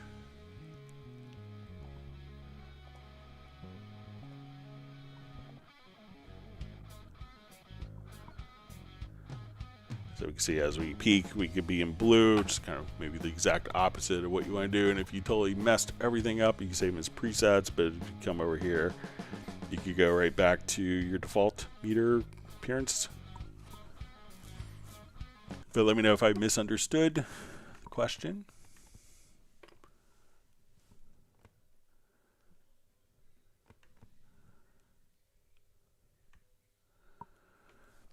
All right, so we see, hey Greg, how do I take an existing MIDI part with MIDI note key switches and convert them into articulations, i.e. so when I transpose the MIDI without this, and so I can transpose the MIDI without the switches changing. All right, so let's come over.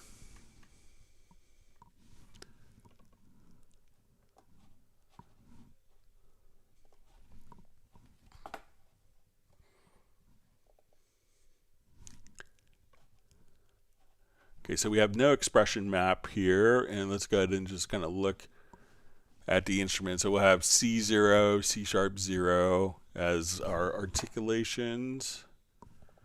All right, so I'll just go ahead and draw in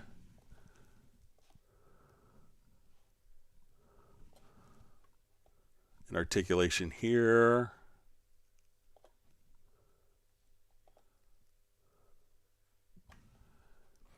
And let's say I want to do C#0 at measure 5. And measure 7, we'll go back to C0. So let's see this. We'll probably send a key switch.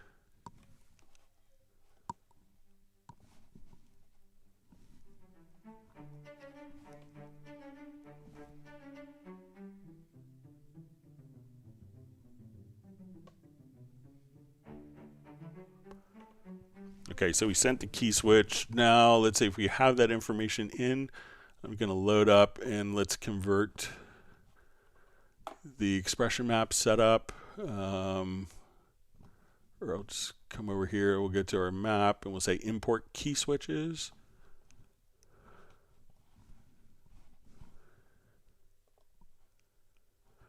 All right, and let's look at, see if that is carried over. All right, so I don't know if that's going to automatically, it doesn't look like that automatically turns it over, but you can do like a project logical, you could do a logical editor preset. If you're in this situation, so a lot of times obviously you want to start with the key switches, with the note expression maps, but we'll come over and say, okay, I just want to take these notes, let's transform. And we'll say type is equal to note, and I want to say value 1, which is pitch, is going to be bigger or equal than C1. And what do we want to do with that? We could say we want to take value 1 and we're going to add 12.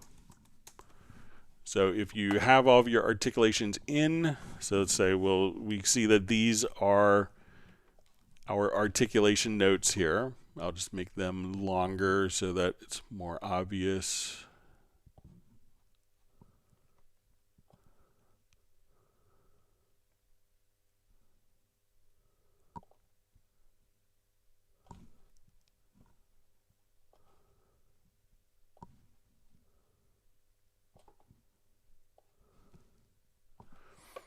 Okay, so those are, so now with this logical editor preset, I can say let's take our cello up an octave.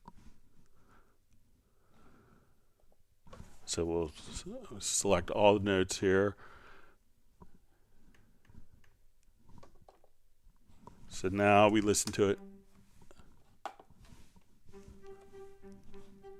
So the note, if we undo,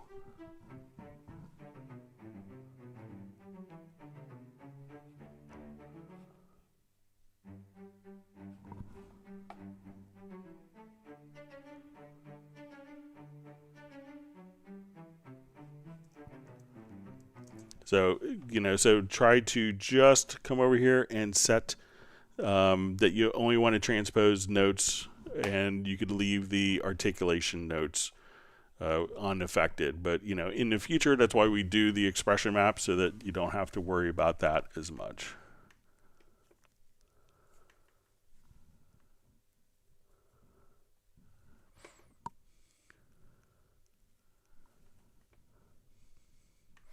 All right, wonderful to see Kai Wen Franklin. Great to see you back on. Glad you could join us today.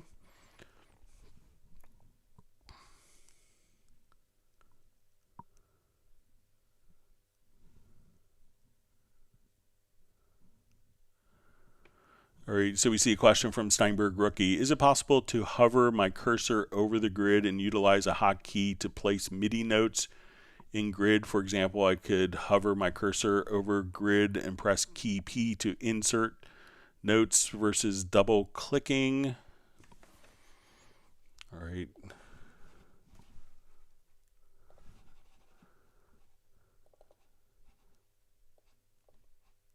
I mean, you could just grab if you don't want to, so you could double click on notes. You could also just draw notes with the pencil tool. Or if you wanted to even do 20th century composition, you could come over and if you wanted to paint notes in. So maybe just use the draw tool instead, and then you don't have to double click. And then if you wanted to just quickly switch back and forth from the draw tool to a select tool, you could just tap the right mouse button and then it'll go directly to that. But I think as we need to, I don't want to select a note and then draw a note in on top of it, so that's I want to be able to select ranges without drawing notes in, and that's why because many times we use this as the selection tool. So I don't want to, anytime that I click with the selection tool, for it to draw a note in, and that's why we differentiate it by double clicking or using other tools, because then every time you select something, we didn't want notes to be drawn in. So let me know if that makes sense, Steinberg Rookie.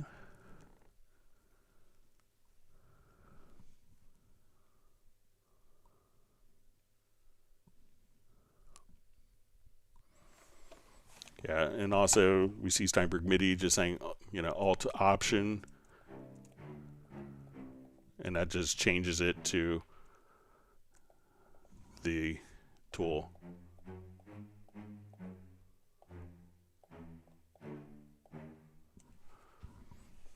I was going to do some Bach there. All right, so.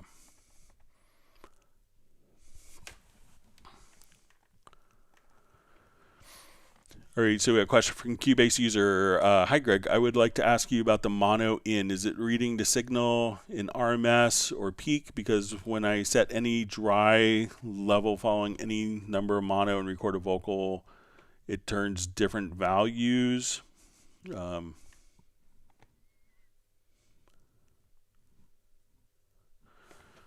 Okay, so I'll just go to a different or I'll mute this. Let's open up an audio track. So it could be depending on your pan settings, your pan law. So let's just add a mono track. Okay, I'm going to add a mono input.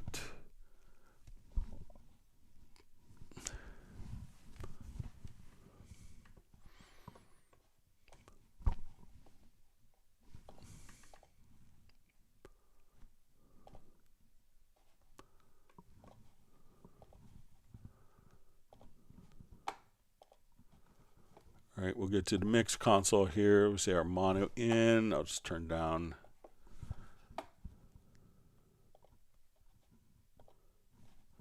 Let's put a test tone generator on. All right. So we have this at minus 12 dB. Okay, we'll come to our audio 2. We have that as our mono track. The mono input here.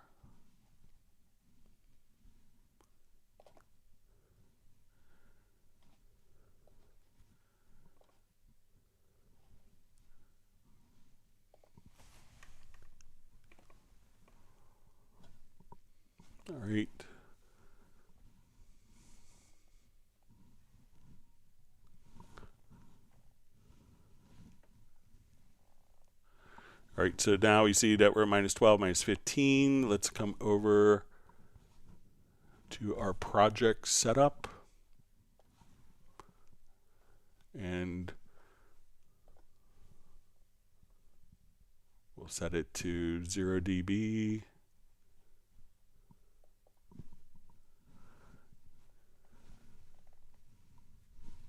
And then we notice that the input source here is the same. So if we set it, so again, just go to your project setup, and you could, it's just probably your pan loss. So let's say we set it to minus 6 dB. We do that, that's going to drop down. So again, just it's going to be your project pan law that could determine the different like, you know, how sources are combined in a stereo track. So we have mono input, and then you're summing it. So that would kind of make sense. So, you know, you could adjust your pan law settings. So let me know if that's kind of, if I misunderstood, or if that's kind of what you were seeing.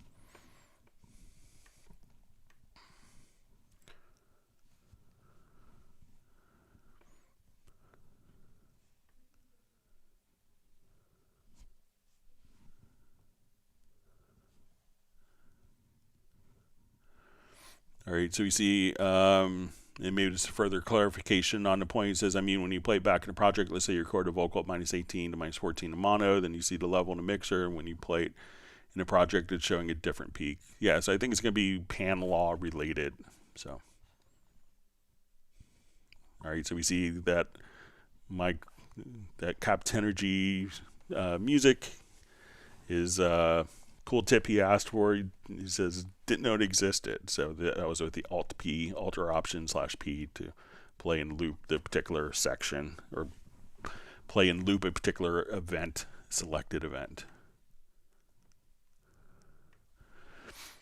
All right, so Kai Wen Franklin asks, question, do we still need to use a dongle for security with Cubase and other Cubase instruments? So with Cubase 12 and just about all of the instruments, they're now running on the Steinberg licensing, so no. So you may have to upgrade like Halion 6 to Halion 7, but Groove Agent 5, Pad Shop, Retrolog, the different sound sets are all on the new Steinberg licensing.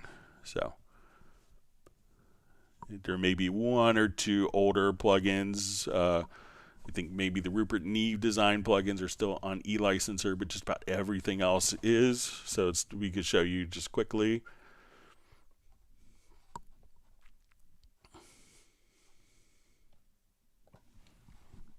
I'll just show you. I think there's a chart.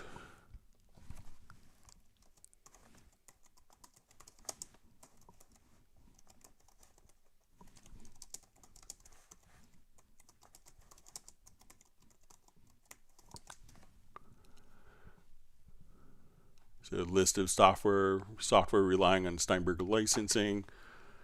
So you can see just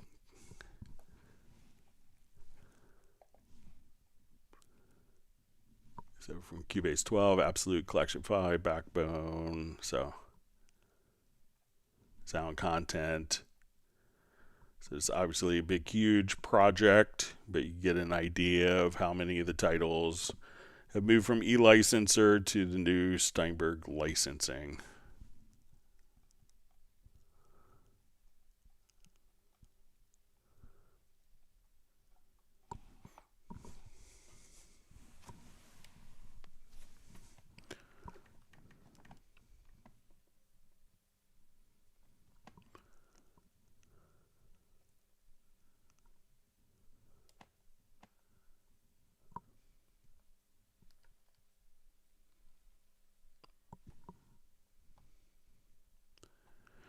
All right, so we see Kevin Mehmed on. He's got some strap locks put on his Ibanez guitar, so I hope it works out well for you.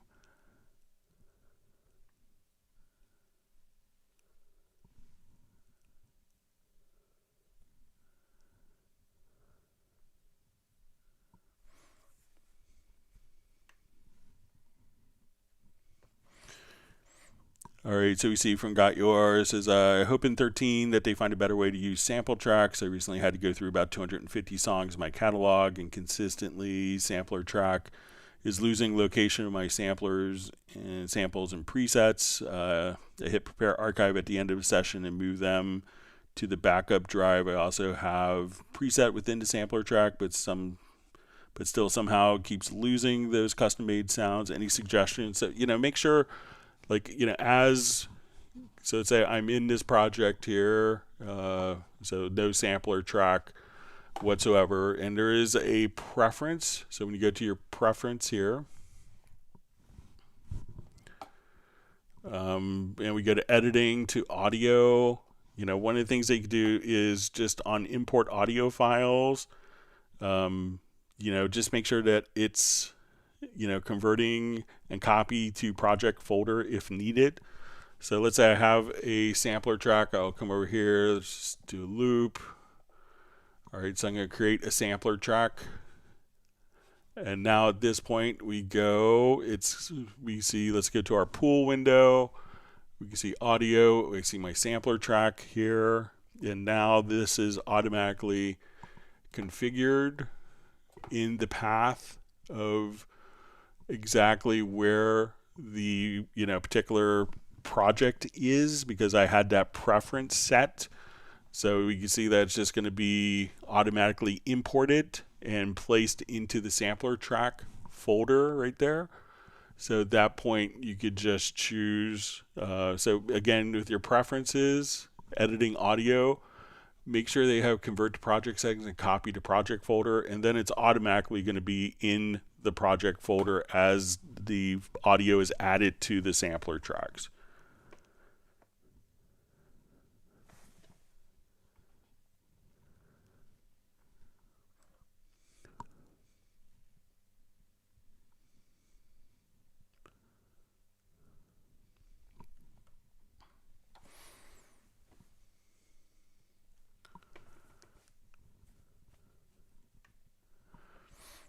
All right, so we see from Steinberg Rookie, last question. You could ask as many questions as you want.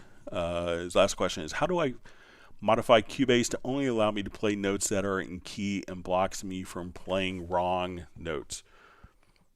Okay, so let's say I have a MIDI event here. So let's say I'm going to be,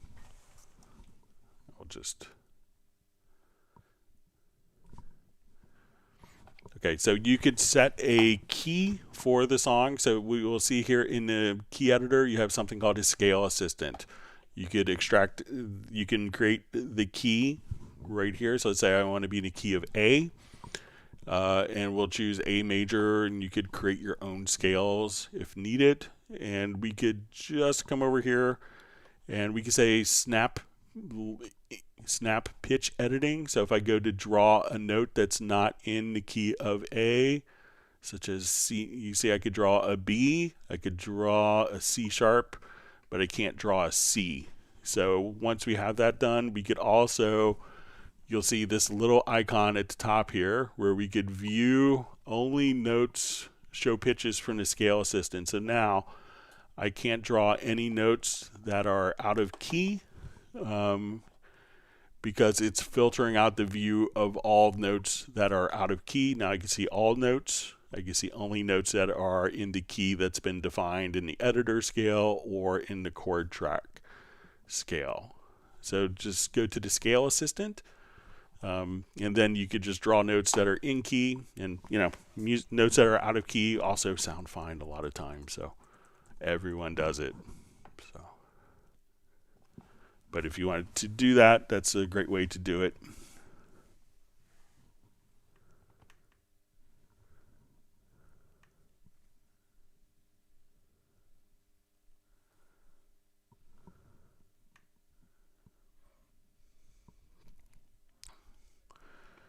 All right, so let's say if we have our sampler track, let's go ahead and just do a track archive of this again. So we see from Got Your, just says the backup feature, Cubase is missing a critical moment to change for custom samplers within the sampler track. It's messing up the archive. Okay, so let's say I want to, I'll record something as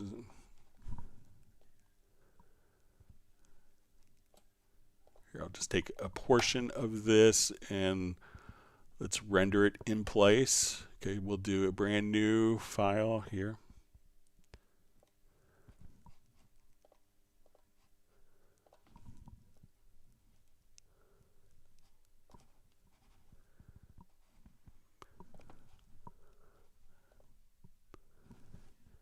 Okay, so I'm going to drag this audio file, let's say, to the sampler track.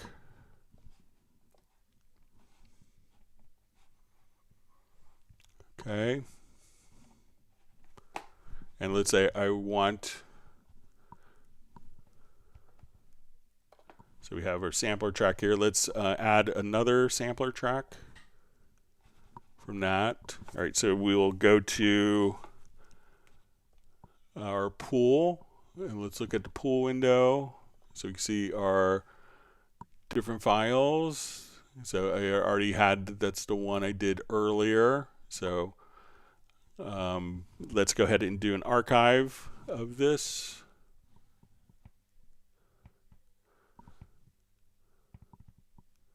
So I'll do a backup project. And we will do this to desktop.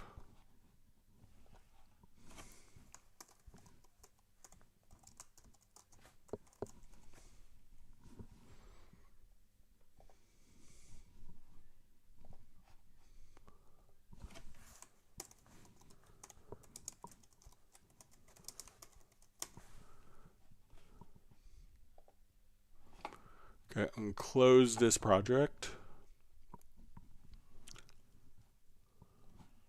Let's open from the desktop from our backup sampler.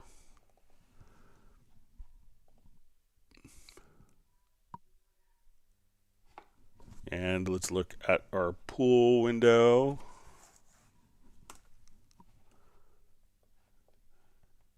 We can see all the samples are there. So everything is restored into backup.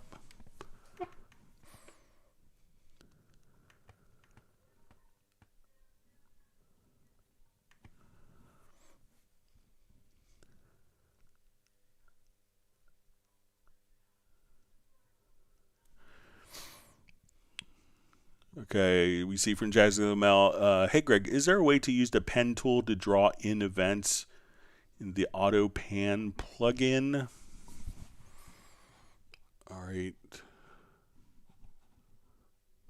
So let's say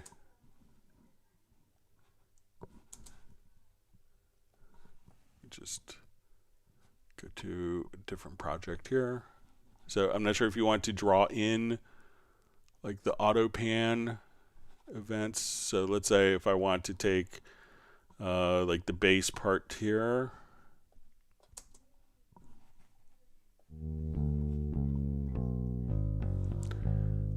And let's say I'll go here to the auto pan.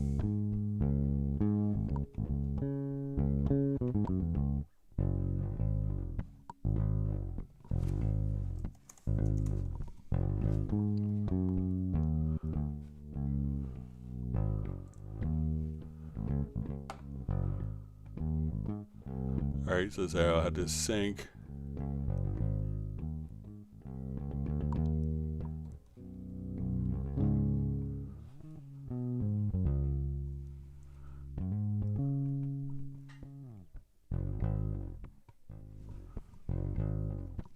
All right, so let's say if we now want to automate our delay time, so I'm just gonna come here, right click on the event, and we'll just say show the sync.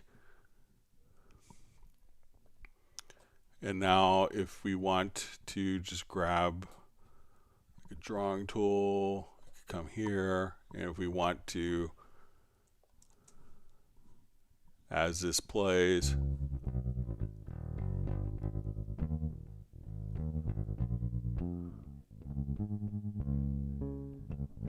and you could use other drawing tools as well.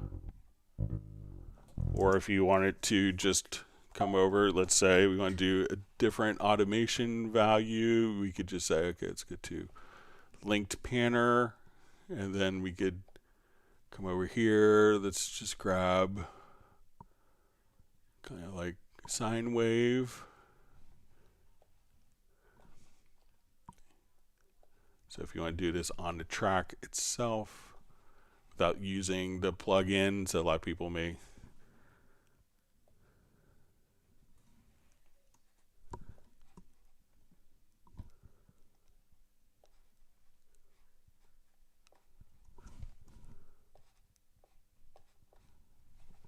just set my bar here.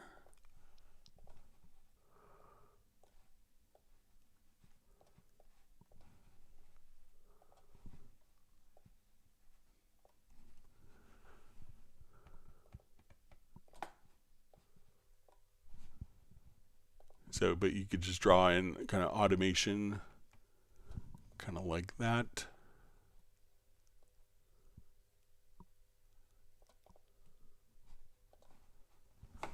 So let me know if that's kind of what you want to do.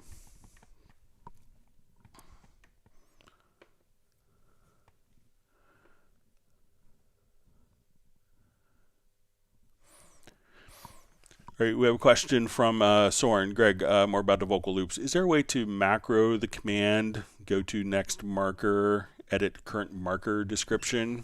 All right, so if we, let's say we have a marker track, just add one here. We'll show you a trick.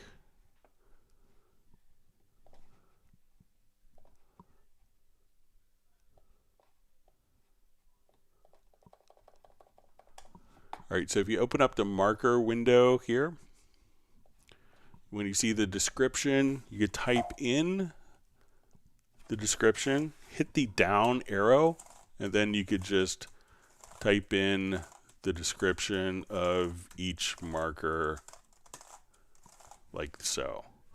So once you're in the description field, instead of tabbing over, which is what a lot of people do, to tab to the different values, hit the down arrow, and then that will activate the description or the naming field for you. So let me know if that helps you, Soren.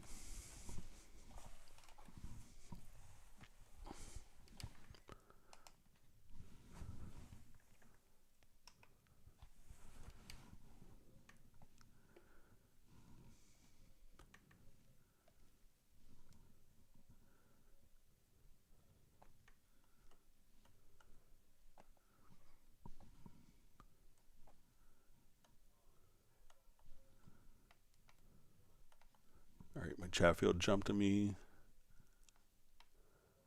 Just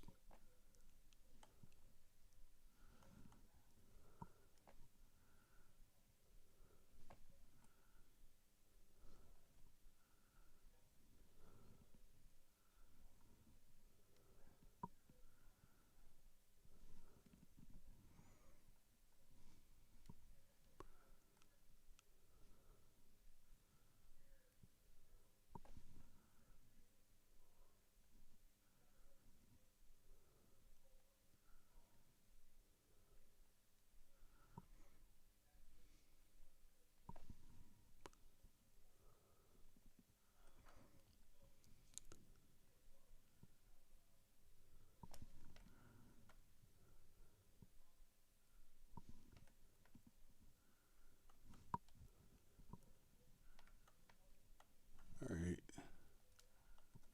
Sorry, just finding my spot, read through.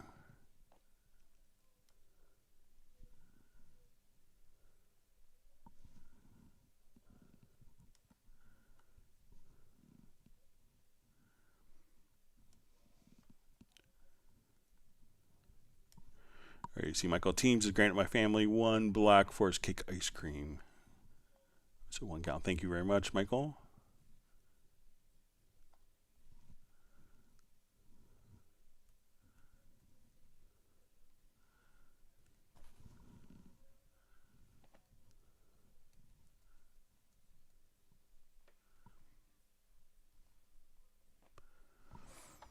All right, so we see from Keith Young, just says, thanks, Greg. When you change the dB settings on the meter appearance, is there a standard dB setting, or are you just saying it could be any level? So it could be any level. People will have different preferences.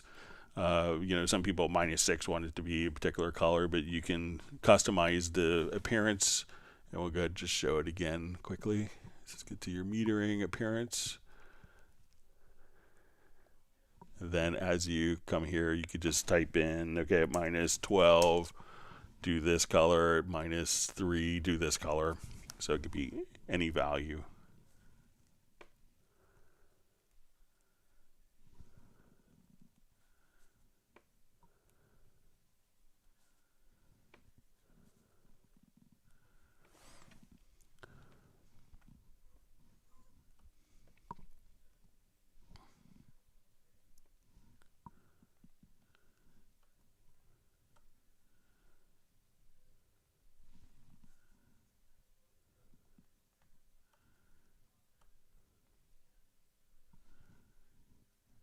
Okay, finding my spot.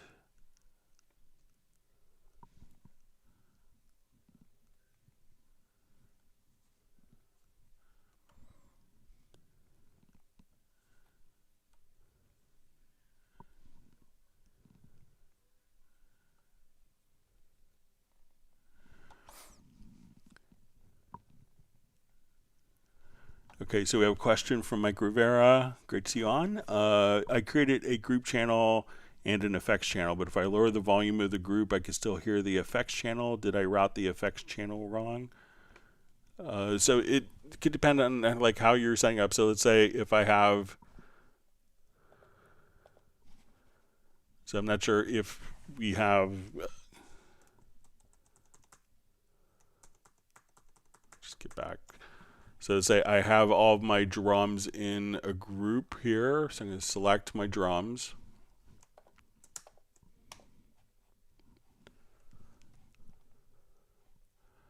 And I'm going to add a group track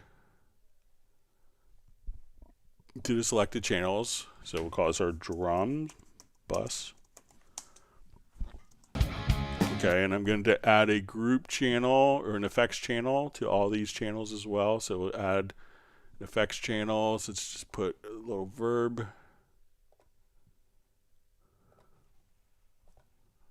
All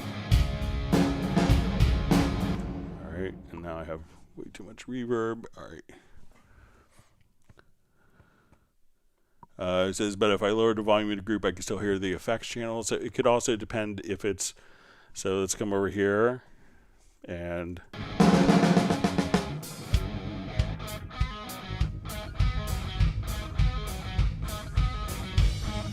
right, so let's take, so here's my group channel. So now if we come over, because the reverb return isn't going to the group.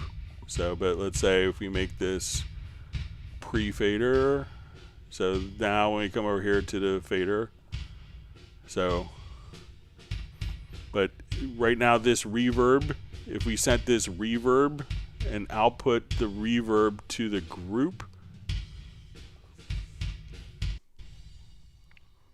so at this point when I lower the group channel, the reverb will be lowered.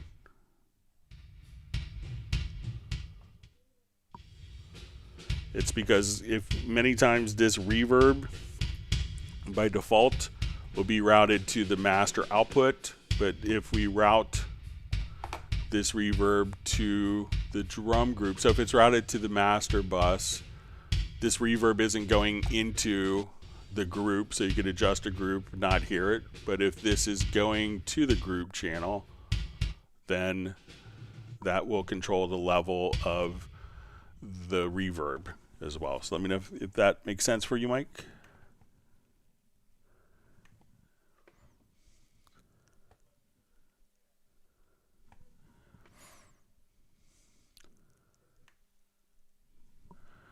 All right, so we see Kaiwan Franklin just says, I'm on Cubase 12, but have not used Cubase in months. Last time I did, I still needed the blue USB key. I'm about to try it right now, see what happens while I'm on the stream. So you don't need it for the for Cubase. So Cubase won't use the blue e-licenser key, and pretty much all of the plugins have been updated to not require that as well.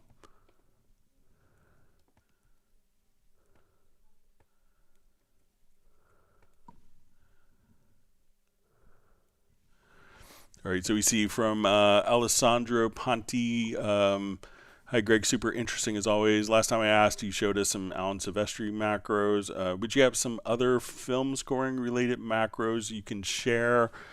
None that really like come to mind. A lot of logical editor presets.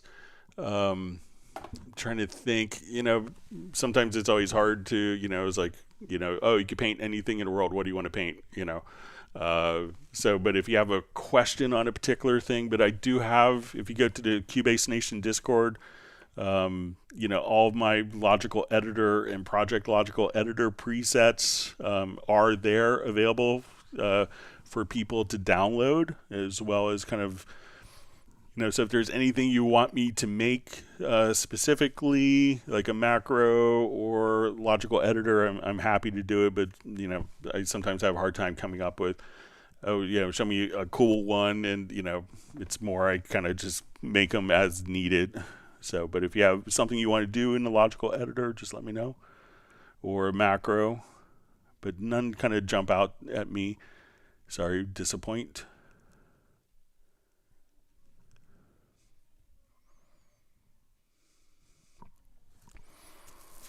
All right, so we see from Jazzy Lamel, hey Greg, speaking of the sampler track, I'm not sure how to really use it and make it effective. Can you explain some uses of it? So a lot of times people will do like different sound design stuff. It's really popular with different film composers. They may just take a particular sound and come over here. So let's say, okay, maybe I want to take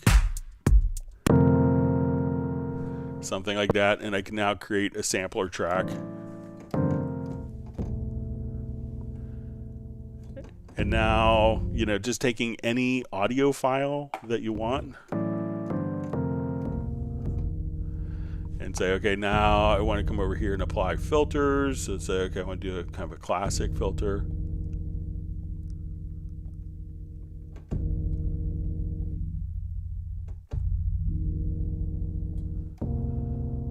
Or change the pitch.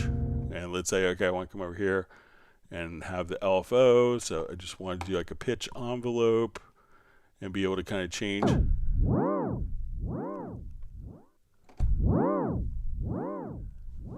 And if we want to kind of change the envelope shape, and let's go ahead and change the frequency.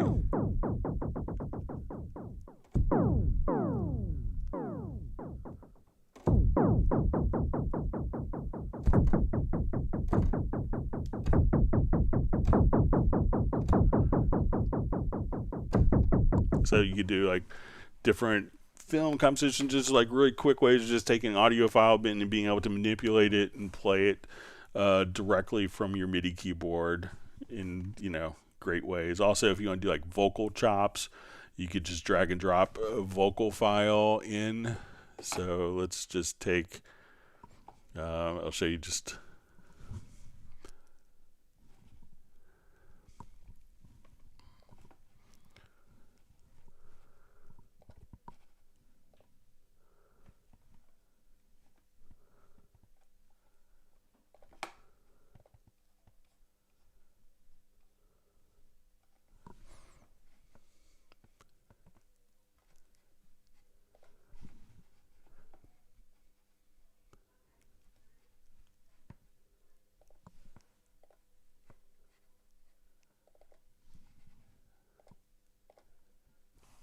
So, if you wanted to take, like, even I just want to make like a sample, you could take just a single note from an instrument and drag it into the sampler track.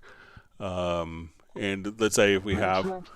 No time to hesitate. No time to hesitate. It's all been done. So say like someone's just vamping and trying different vocal ideas. So I've seen a lot of producers do this, and they will... create slices, and you have an A/B setting, so you can come over. You wanna, let's get it, get you. So you could place your own markers and be able to. You wanna, you enough, have enough, done enough, have enough, done enough, have enough, done enough, baby. So you could just kind of write a song, just have someone sing, and just create little hit points. Have enough, have enough, have enough, done enough, baby, baby. So you could just kind of take, different vocal parts, and even if you wanted to take, like, let's say I have my great friend Daryl Pearson, just beautiful person, and he gave me an audio file of him. I am singing this phrase for Greg. So where he's just saying the same note, and now what we could do is we could put it into legato mode. So let's say, okay, we could put it into monophonic, and now as I am singing this phrase for Greg. I am singing this phrase for Greg, so that he can get what he needs accomplished with this program. This is a recording. So, or if we wanted to take it out of monophonic mode, we could put it into legato mode. So again, I'm just taking one, and we could adjust a formant if necessary. So I could just come over here, and if I hold down the notes. I am singing this phrase for Greg, so that he can get what he needs accomplished with this program. So I could just take one sample and be able to kind of play chords to it, and be able to. I am singing this phrase for Greg, so that he can get what he needs accomplished with this program. This is a recording. So just by playing different notes. So if you have someone who just sang parts, just coming up with like creative, like when, the best parts are someone's just like vamping, and just always be recording them when they're just coming up with ideas. And then you could take those ideas and sculpt something and make a song out of it very quickly.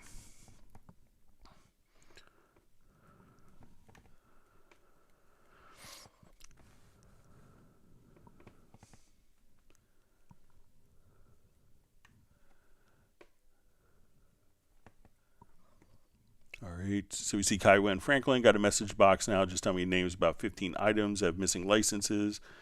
It says, dang, let me try to see if I could get those licenses updated now. So if you go to your My Steinberg account, you'll probably see vouchers for a lot of instruments, and then you could just simply, some you may have to get the latest version. So if you have Halligan 6, you'll need to get Halligan 7, but you could definitely, for the most part, run just about everything now.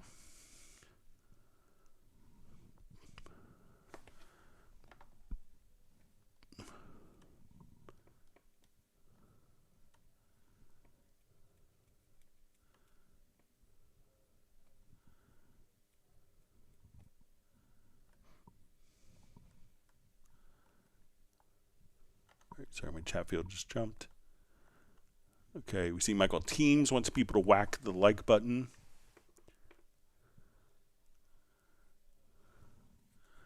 See Kaiwen Franklin says, at least my Cubase came up with that USB key, and now I hope to get all my instruments updated while I work. So it's great.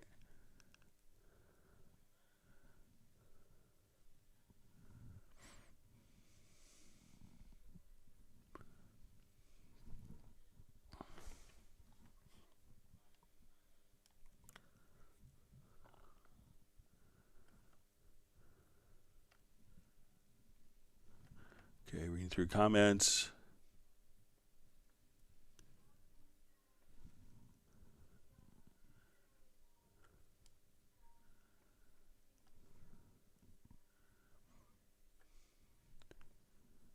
Okay, just still reading through comments. All right, so we had the artist known as Love from New York checking in. And he just says, everyone please hit the like button. All right, so you see Mike Rivera just says, thank you, Greg.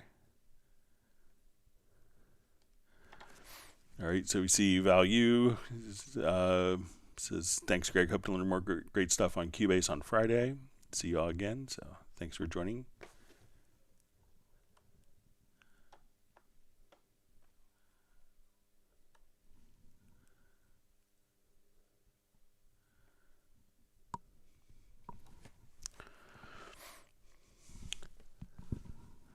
Okay, so we see from Soren, Greg, almost okay with the marker track the way you showed me, but I need to skip forward to next marker instead of waiting 25 seconds. Editing the description on the info line is probably want it possible. So, you know, if you have, let's say, the marker track,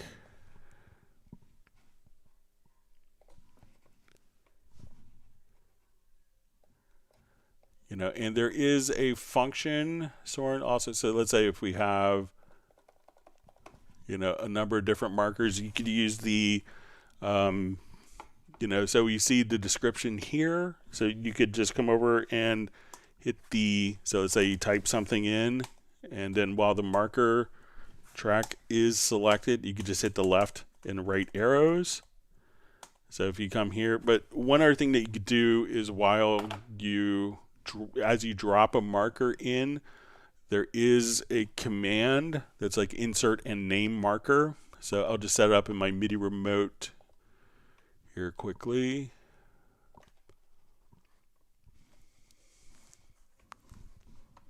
So I'll take this button and I want to assign a function. So I think it's insert and name marker.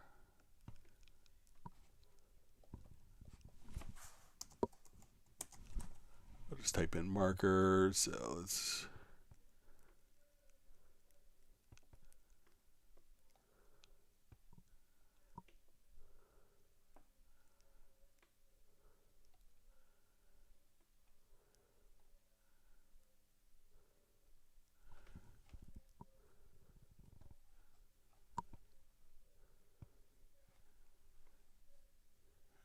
let me see if I can find it.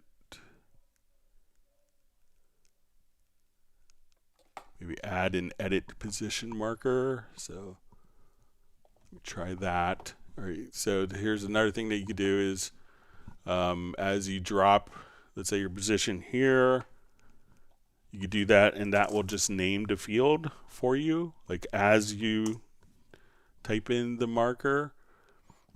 So so if you're just dropping the markers in initially, you could do it like that.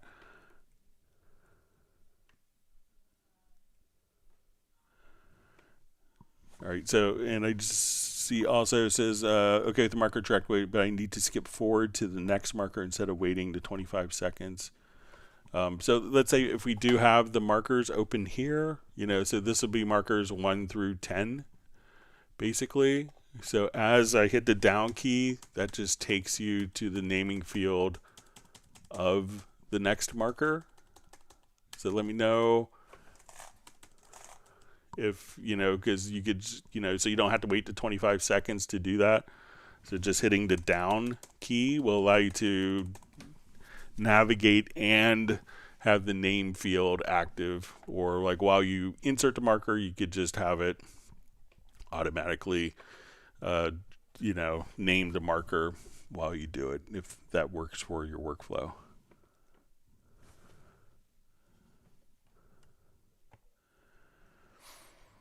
All right, so we see when is Cubase 13 dropping. So as soon as it's ready and it's released, then it'll be dropping, but generally we don't talk about releases at Steinberg until it's actually done. So.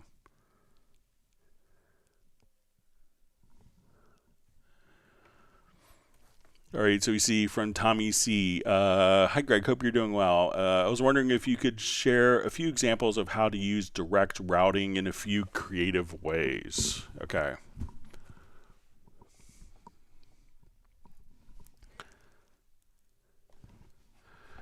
All right, so direct routing is going to be another routing mechanism. And I'll just revert this project here.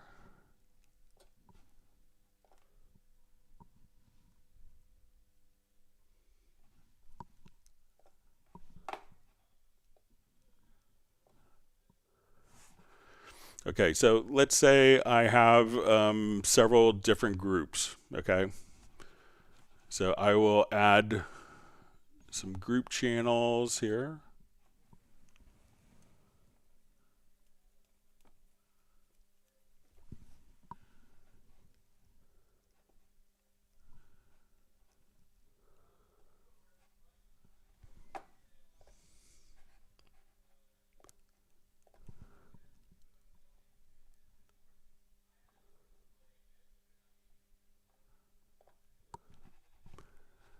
All right, and let's say also I have outputs.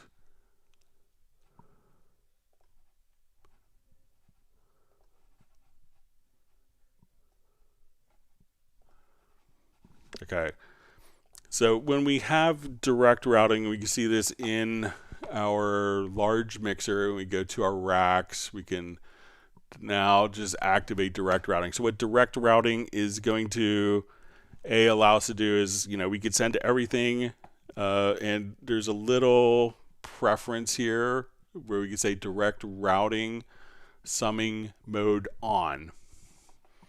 Okay, so let's say I have, and let me just hide my input channels. So I want to take my drum tracks here, and let's say I wanted to change processing on all of my drum tracks. So I want them to go to this group channel. So I want them to go to my stereo out, but I'm going to go into and activate Q-Link, and I want to send these all to group 1. Okay, so we could turn it on. So now as we play our drums, we'll be going to group 1, but let's also send them to group 2. So let's turn on group 2. So now I could do parallel processing. So let's say I wanted to really kind of squash this. So we'll go to my standard compressor, open this up, and I want to just totally squash this channel. So we want to do parallel processing where this group is not affected, but this group is like really squashed dynamically. So what I want to do now is we're sending it to this group, but as I bring this group in, we could have kind of the squashed feel.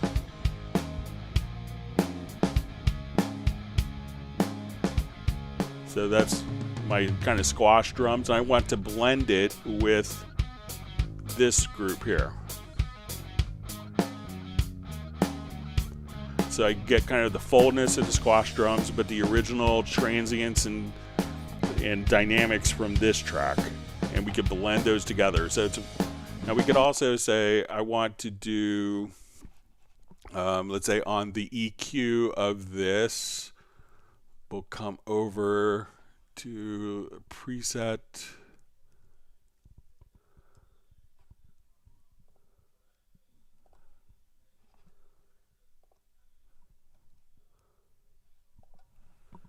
Okay, let's say I just want to do like a real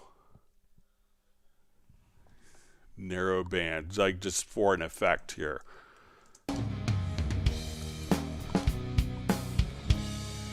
All right, so let's say right at that point in the song, I want to send these all to group 3.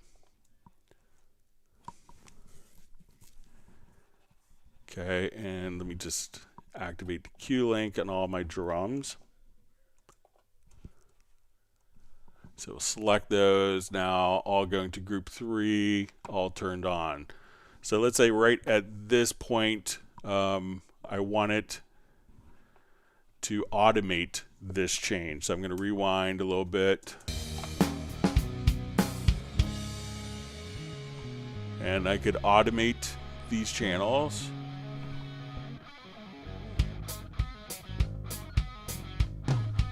So let's say now I want to take off, we'll select these channels. I'm going to turn off the group routing. Now let's say as we're playing along.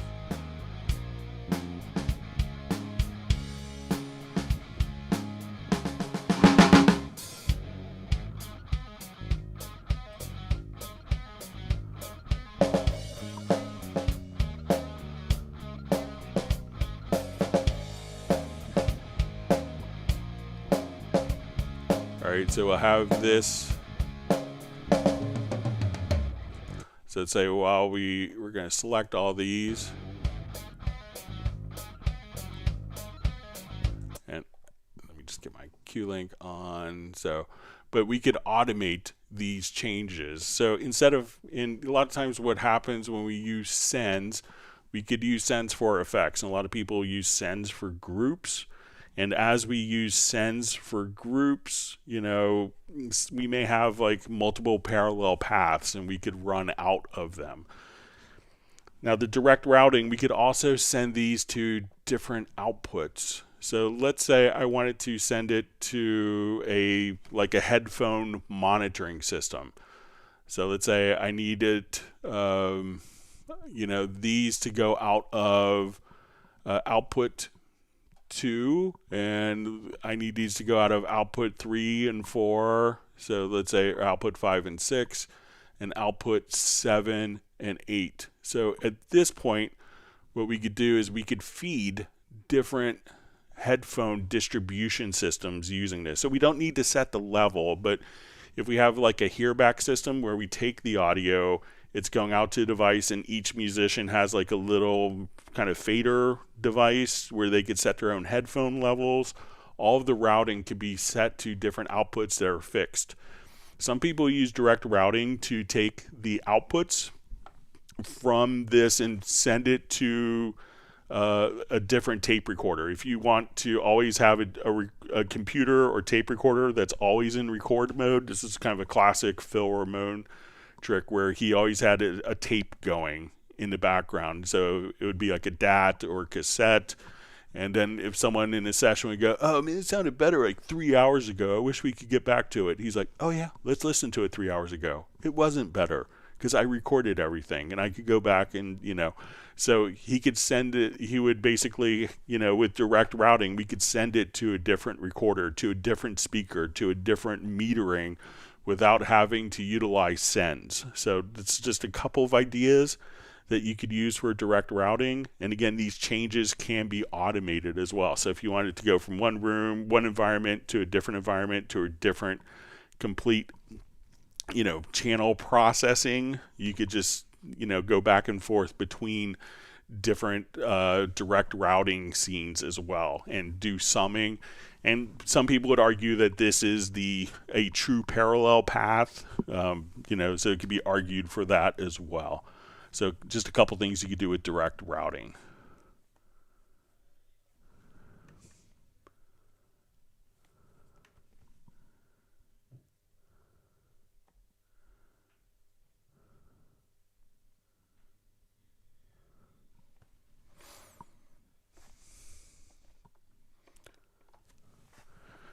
All right, so we see, hey Greg, is there still any issues when using the Intel chip? I'm going to upgrade my computer soon, just want to make sure it's working. So basically, with the new hybrid chips, you have kind of efficiency cores and then cores that are designed for more processing power. So, if I was getting a new computer, I would just make sure that all the cores are running at the fastest speed because, Cubase is a program that takes care of that. So that's really kind of the difference. I think we'll see some improvements coming soon with that. So, but a lot of times there's, many parts of the operating system aren't actually, and this is just a Windows thing. It's kind of been happening on Mac for a little bit with the M1 processors with Apple Silicon. So,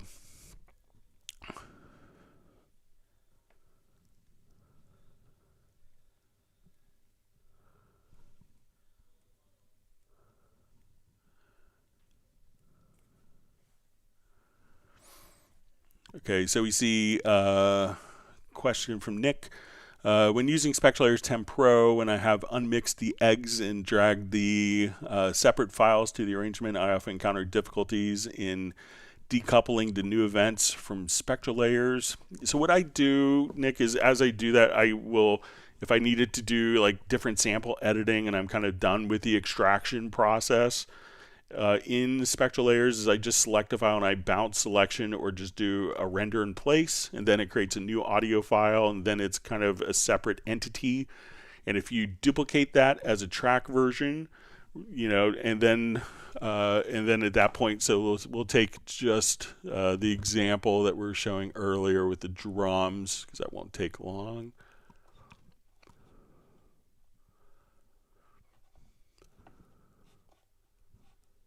So we activate this.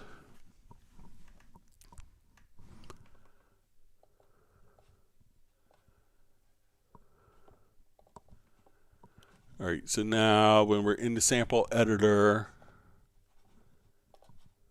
I would just come over and say we'll do our spectral layers, and then let's unmix drums. This is a short file, so it won't take long. Okay. Then I will drag over, let's say, our snare layer.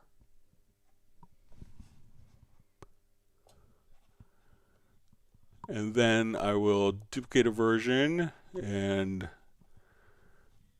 just bounce selection.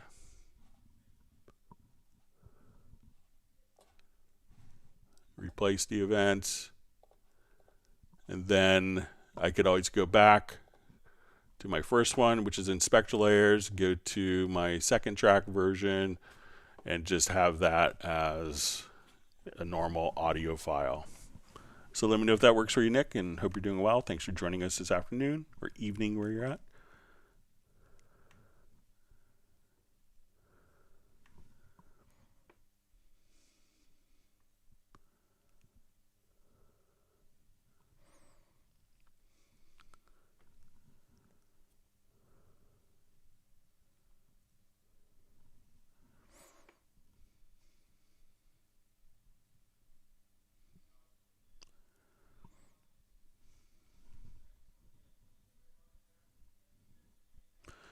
All right, so we see for Soren, it's tricky. I don't explain the situation properly here in 200 characters. I need to listen to the 880 vocal loops and at the same time write in the marker, need to skip to next, continue as a next marker event, so I don't have to wait 25 seconds. Maybe I can ask an email. All right, so I'll just do kind of a new project here quickly and we'll replicate the situation, but not for 880. Okay, we'll go to our media, to loops. All right.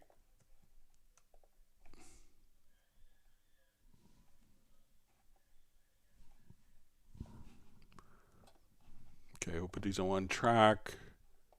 Again, select all, go to edit functions.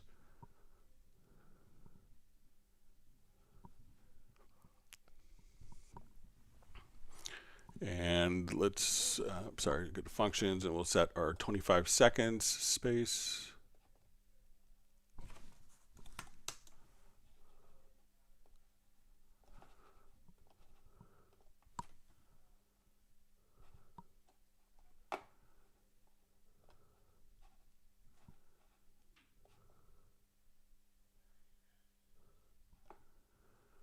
Okay, so I'm just going to make a macro here real quick. So let's add a marker track.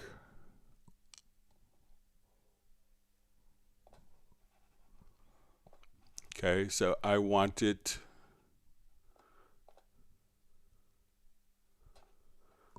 so let's take this and I want to basically go to the next event.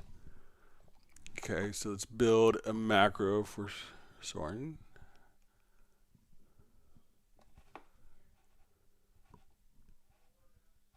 And let's just see if we may have to.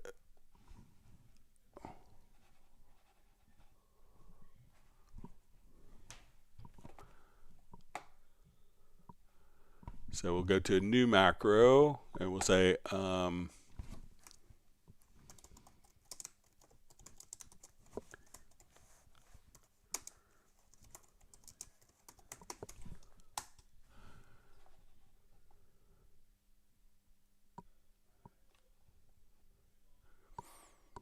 right, so we want to insert marker.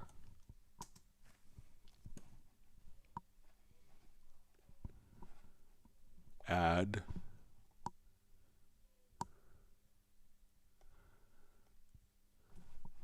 then I just want to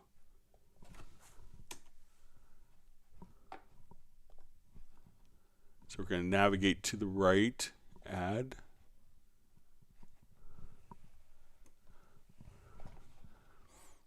Okay, so let's say I have that selected.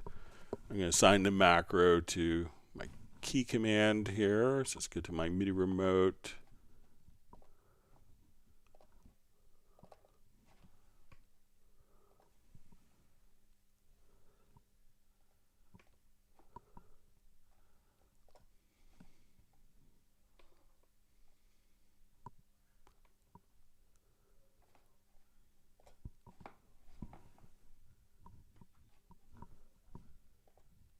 Okay, so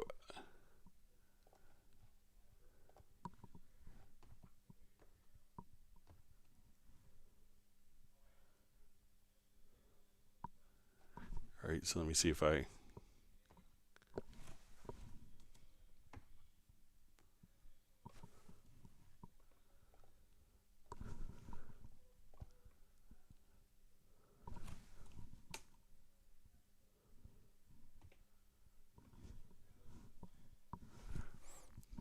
all right, let me just set up this key.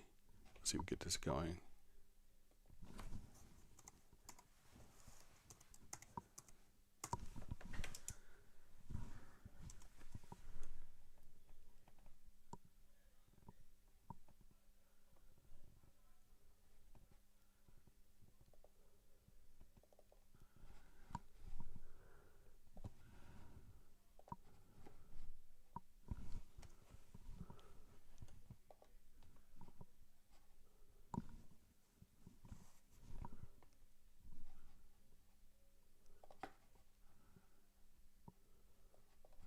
Okay, I'm going to check my first macro.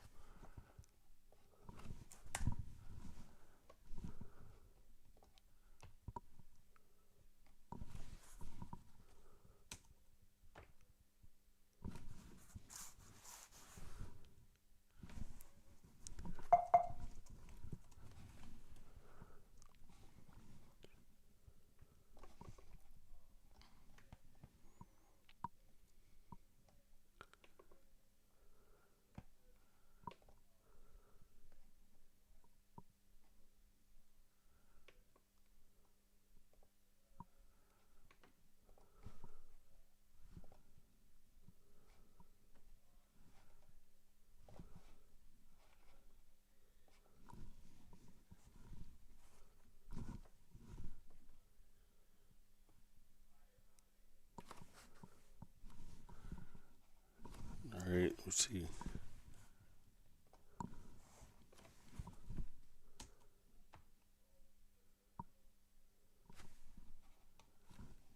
All right, let me just turn off my punch points, make sure it's not.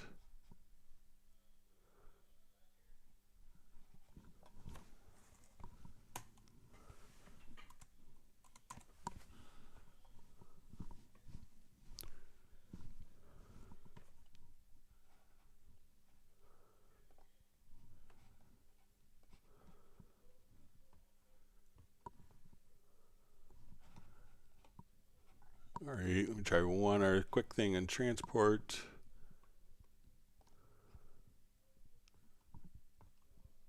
Okay. All right, Soren, so try this. Activate on transport. So let's say we have our events. Use video files edit mode. Okay, so I'm going to select this, and let's say we drop a marker in. So with transport, use video files edit mode checked. I'm going to hit the macro to go right, and then drop. So you could just trigger that macro through like a remote control key again. So transport, and then we could just say, so when you have your 880, make sure that the use edit file time mode, so use transport, use video files edit mode. And at that point, we can just drop in markers for each one. So you go through your 880, drop those in, go to the marker track, open it up, and then just name straight down. So let me know if that's helpful for you to kind of populate the markers based upon the events themselves.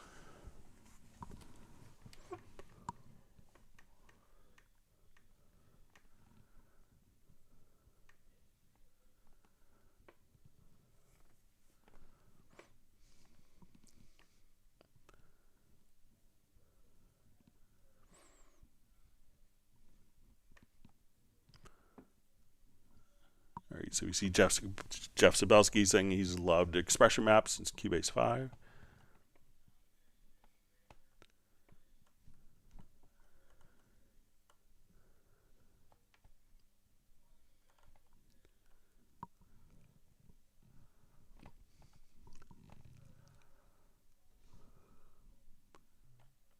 All right, my chat field jumped.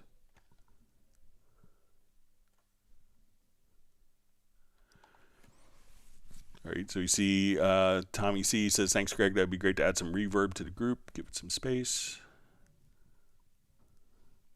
So Graham Witcher just says, those who have not used Cubase 12 really are missing out. So.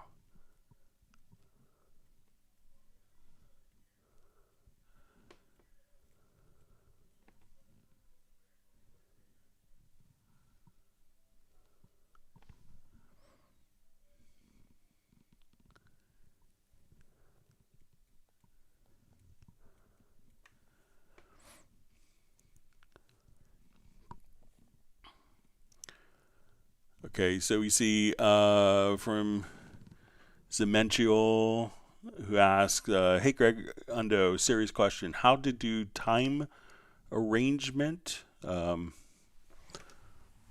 So if you wanted to arrange, if you wanted to do like different arrangements of time, we'll show you kind of a trick that you could use utilizing the arranger track. So let me just open up.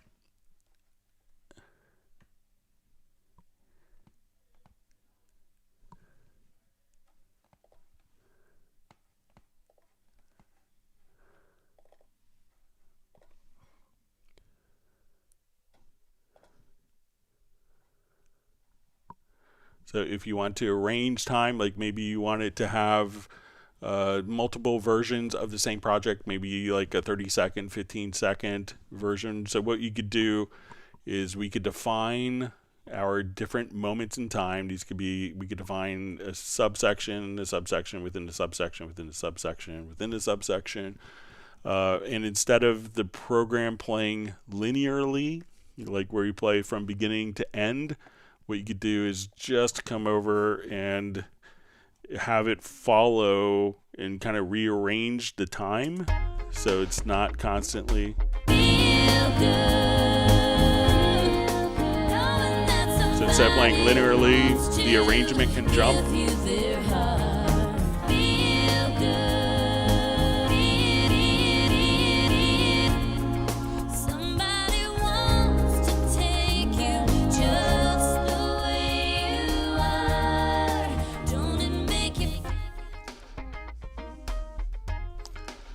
So you could use the arranger track, and then you could have multiple chains. So if you want to try a different combination, so you could define all of the parts and then have all of the parts show up.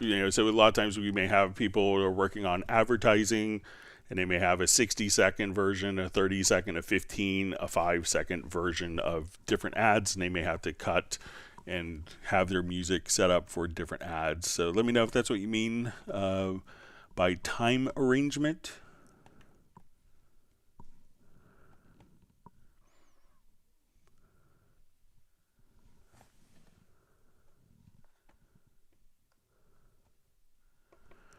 All right, so John Costigan says, thanks for the tutorial on direct routing. Always more to learn. Revelation of the day.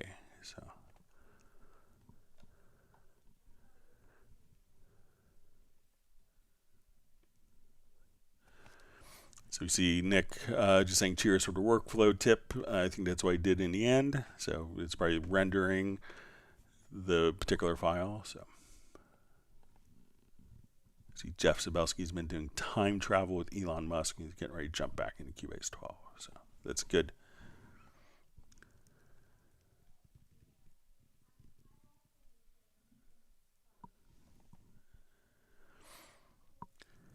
All right, so we just see from Kaiwen Franklin, man, what is happening? So I need to go and re-download items for like Alto Glockenspiel, Anima, Lo-Fi Piano, Purple, Skylab, Studio Strings, Eagle, and a few more items. So some of those, I know like Anima, Skylab, Studio Strings, Eagle, those are part of, so if you had Halion 6, you would probably need to upgrade to Halion 7, or if you had Absolute 5 to Absolute 6. Because some of those contents come with Halion. So, but you may be getting messages that those libraries aren't available because you don't have a Halion 7 license or an Absolute 6 license, depending.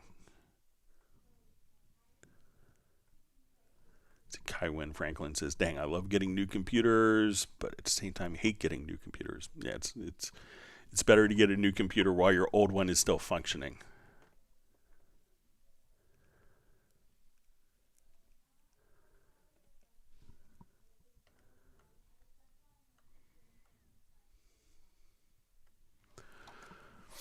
All right, so Zemential asks, also Greg, how do you do counting bars for audio track, for sound effect, for VST, for effects, for sound effect, you wanting to put it in? So you could switch the maybe the time arrangement that you're asking about was, we could see different aspects here. So we have, everything in Cubase is set up to be sample accurate, and how we represent that time visually can make a difference. Because you could right click, you have a master time, and a lot of times Cubase will default to bars and beats, but we could also look at the same time as seconds, or as time code, or samples, or like, user frame rate 60 frames per second. So if we want to put something on the beat, we can make sure that when we drag like a loop in, that we want this particular loop to go on the beat. So now we could choose to snap to the grid. So as I would drag an event, I'll just add an audio track here. But as we drag an event, we could have it align to the beat. If you wanted it to align to, I want it to be at 8 minutes exactly. Now we could snap the event to time, or if we're doing like film work, we could say, okay, I need this to be at frame, at 8 minutes, 2 seconds, frame 11. So we could snap to frames depending upon what your actual time value is here. And again, you could just right click. And if you hit the period key, just kind of a little above and to the right, at least that's where it is on American English keyboards, you could switch between your primary and secondary time formats. So a lot of people will have bars and beats and seconds, and you could just kind of toggle back and forth. And then when you look at values here, we can see that if we're in seconds, all the position values that we see in the info line will be in seconds. And when I switch to bars and beats, all the time is represented in bars and beats, and we could just toggle back and forth as needed. So let me know if that makes sense, or if I'm still misunderstanding.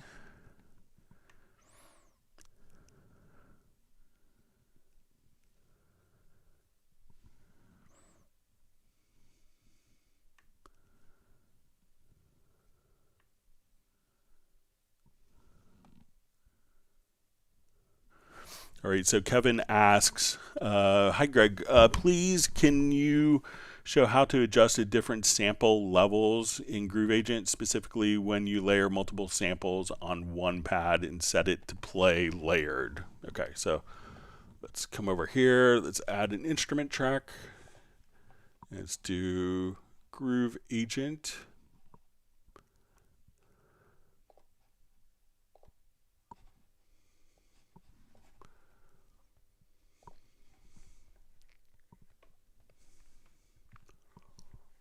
Okay. So let's say I want to find snares.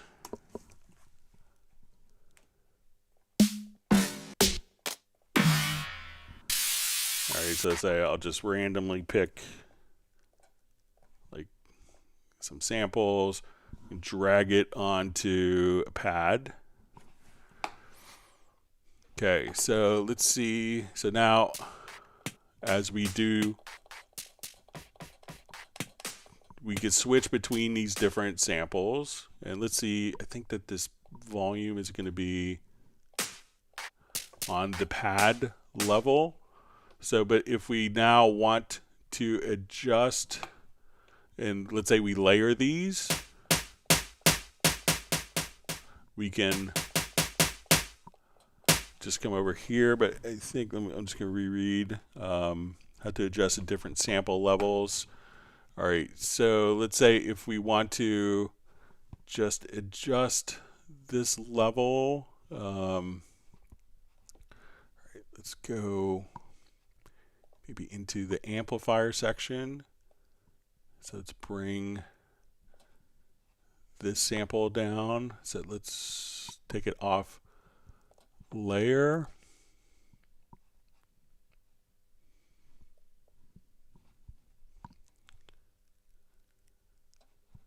Here, let me just jump back.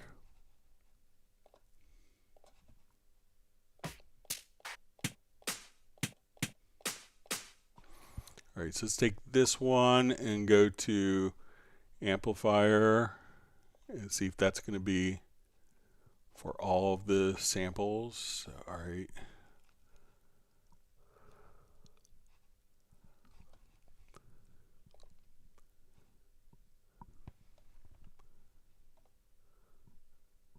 Okay, so we can normalize.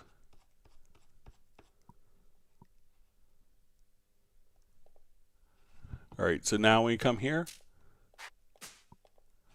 we could just go into the sample. And then if you say, okay, I want this to be 0 dB, and I'll just make this louder so you can hear. So we have it 0 dB. But if I want to normalize it to say -12,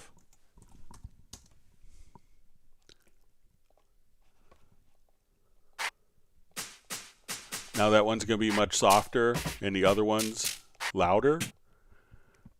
So if we now put these into a layer, that one layer element can be softer. So again, just select the sample tab. So you're going to be in the instrument, edit, go to the sample, and then you could choose to just normalize it to different values. So once we come here, so just try normalizing the different value here, and that way you could adjust the levels within a layer. If you could always take the sample out and do editing and drop it back in as well if you want to do sample editing, but that's a quick way of doing it just inside of Cubase, inside of Groove Agent.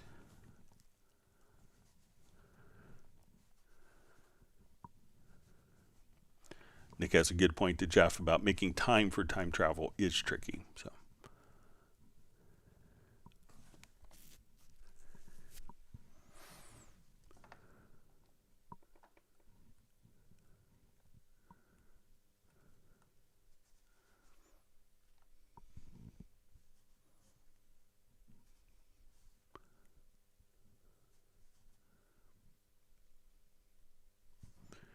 See, Graham Witcher, just great comment, says, whilst I'm a champion of the dongle, I must admit that I really like not having to use it now. So, yes, you're in the Dave the Songle Club. All right.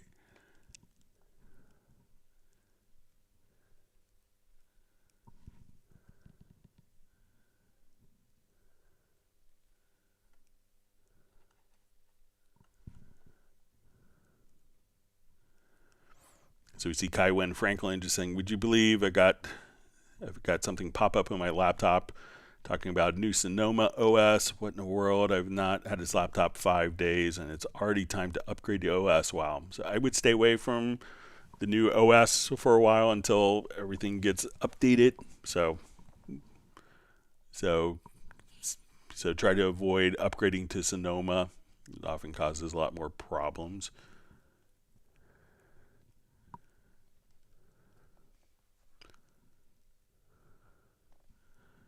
See, Best Green Jesus says he's looking forward to a reskin and one particular feature being added in 13.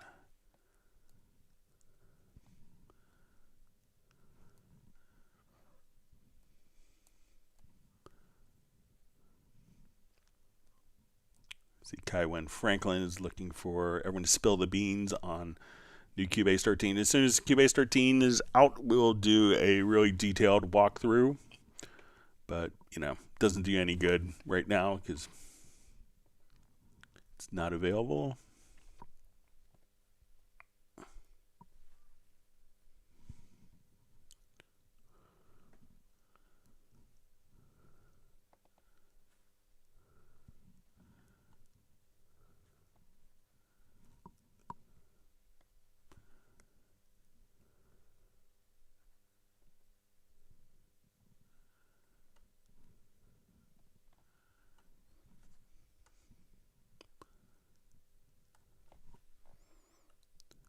All right, sorry, my chat field just jumped on me.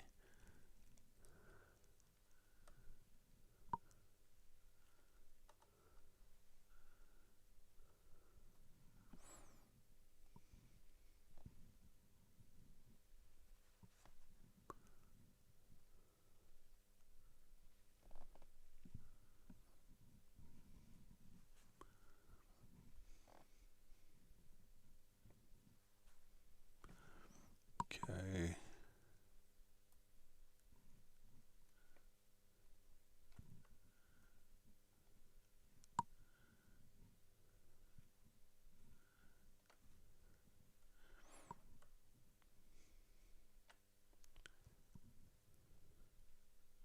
All right, still reading through different comments.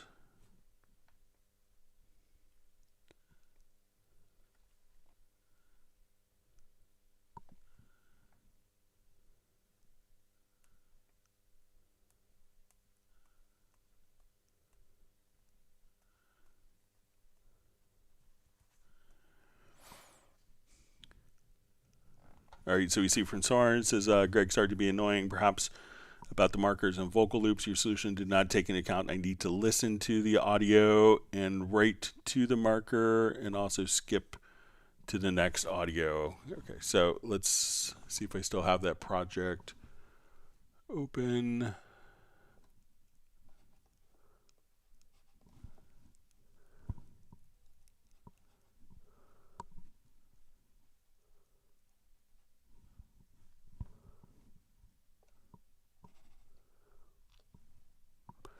Okay, so let's say we have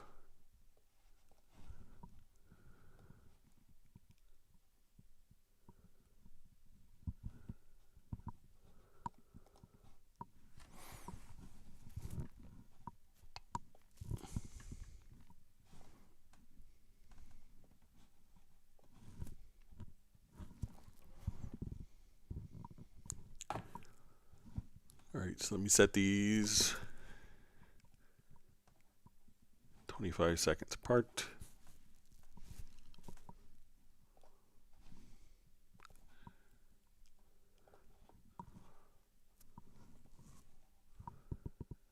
Okay, let's get to the macro.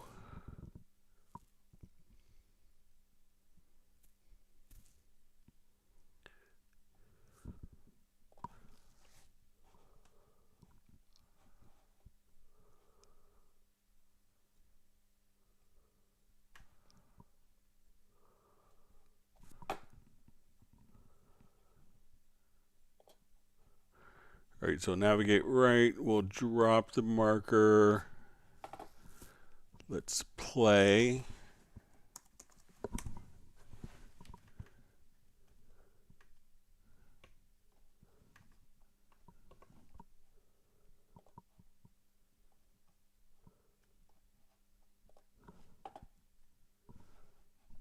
So let's add that.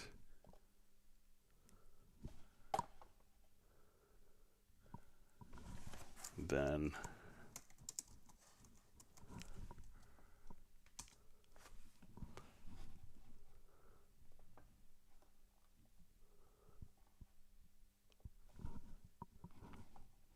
all right, so let's say I have my marker window open.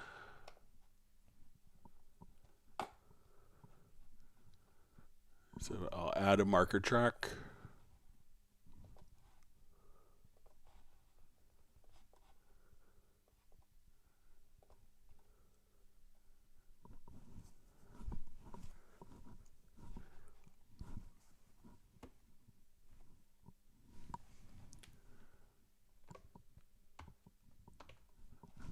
All right, oh, let me switch this over.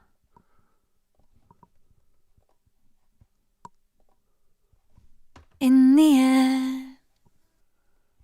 All right. So let's say in.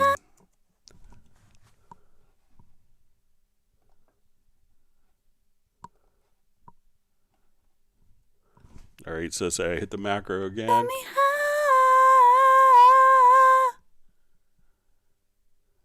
right, and let me just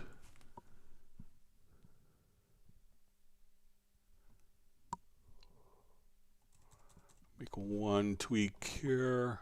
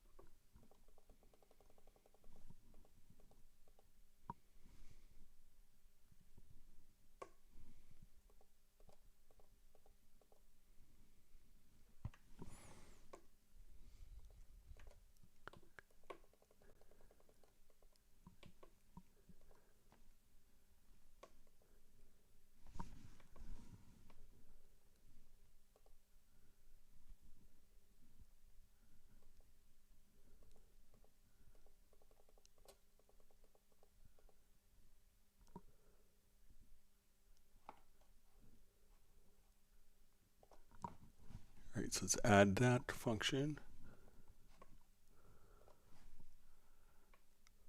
Let's remove that. All right, so let's say I hit the button now. But the guys, let's both lose. Type the name in, hit the macro, and let's see if I take it out of cycle here. Sorry.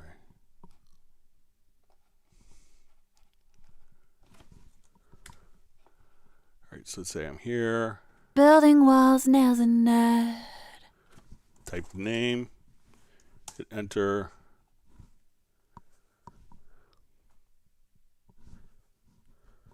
In the air. Type name.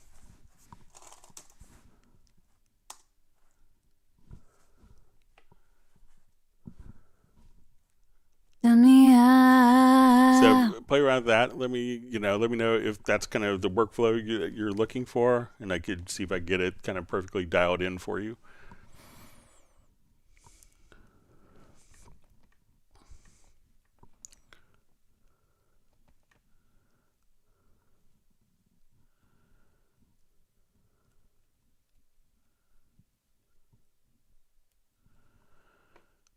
All right, so we see from Jazzy Lamel question, is there a way to embed metadata as far as producer, singer, artist, song, splits, etc. into Cubase, but not in Wavelab? So, when you go to your, for the files themselves, so let's say if we go to, let me see if it's under preferences.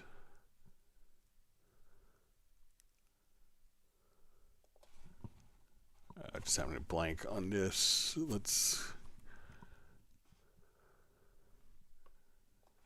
But any of the files that you're using, let's just see if there's some preferences. Maybe it's under.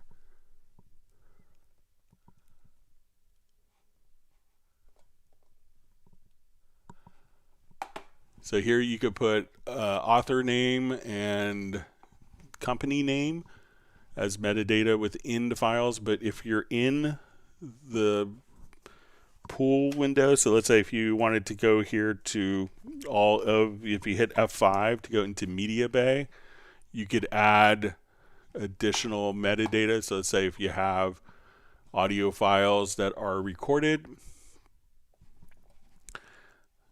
you could now come over and say, okay, I want to go to my VST sound. Let's go to this computer to desktop, and let's say, okay, let's go to bicycle. Let's go to audio. So I could take these audio files. Building.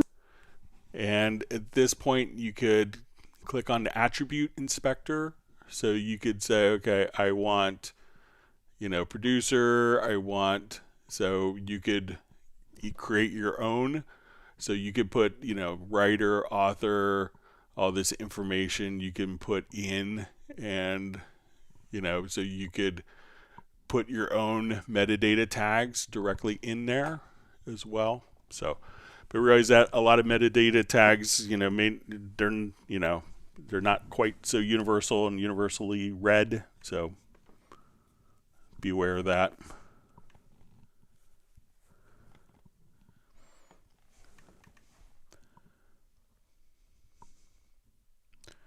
So we see Graham Witcher says he couldn't be tempted to use any DAW besides Cubase. All right.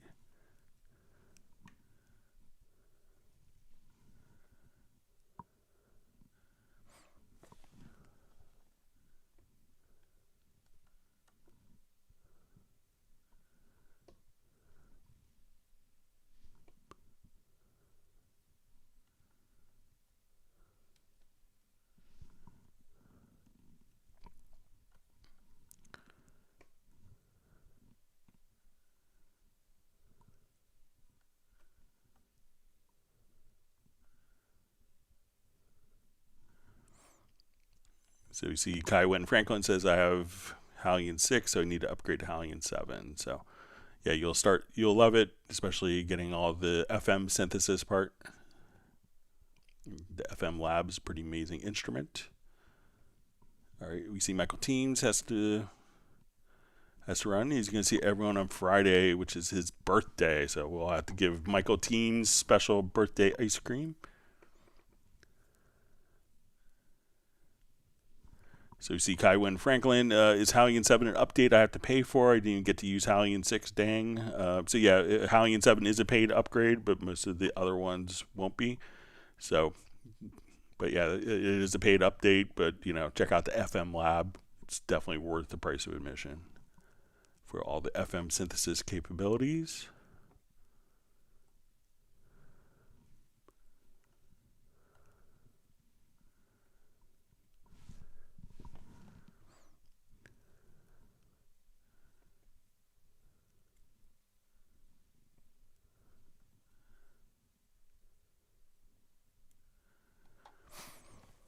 Okay, so we see a question. Can you set automation through EQ and mastering? So, I mean, you could automate any of, the EQs and like mastering plugins if that's what you're wanting to do. So let's say if we jump to project here,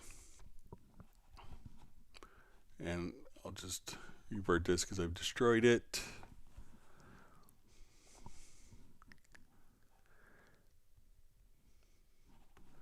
So let's say while it's playing, I wanted to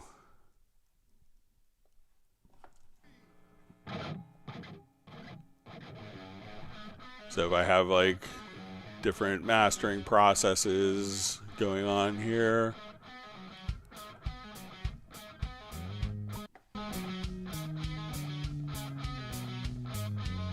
I could just automate the plugins and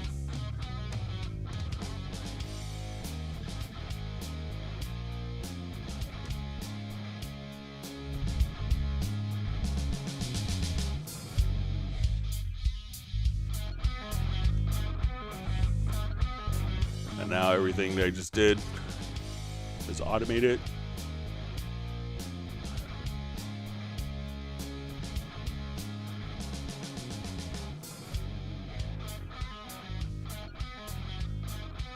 So everything you do, you can automate all the changes on.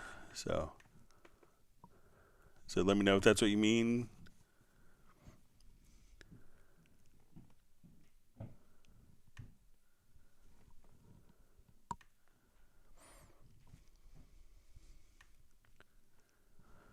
All right, so Best Korean Jesus asks, how do people actually appreciate their DAW without actually knowing the differences? So I think if it's a good experience and you get music done, you get it done quickly, and maybe it comes up with a trick that you don't have to know everything in your DAW as long as you have fun and you're able to produce music, I think it's then everything is good.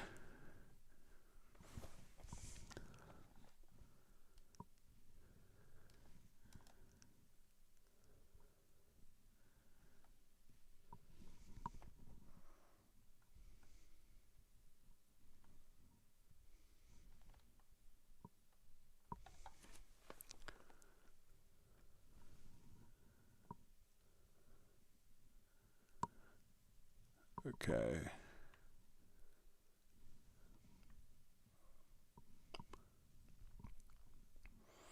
Okay, just reading through comments. See Jeff Sabelski just receiving comments on Halligan 7. You see Jeff Sabelski says Halligan 6 features can be studied for years. For me anyway, I simply love it. So.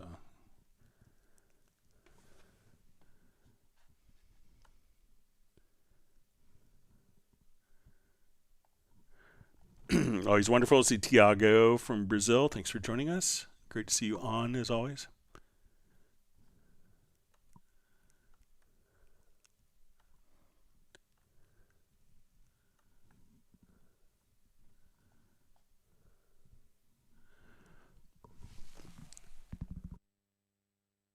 All right, see, nice comment from Kevin Liker. Just says, Greg, appreciate these sessions. So I always like doing them.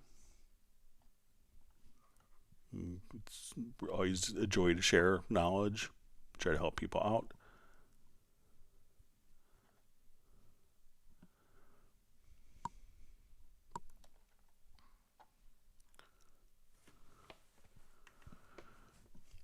Okay, so we see from Tiago, question, how to create chord symbols from an audio that was transposed using transposition into info line. I want to lower the key by 1 tone and create chords of that transposed key. Okay, so let's take a look. Just a couple approaches to this.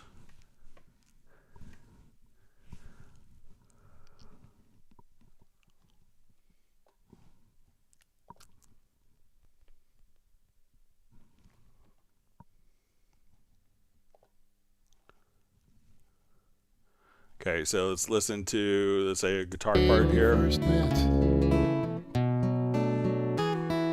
So I drag it to the chord track.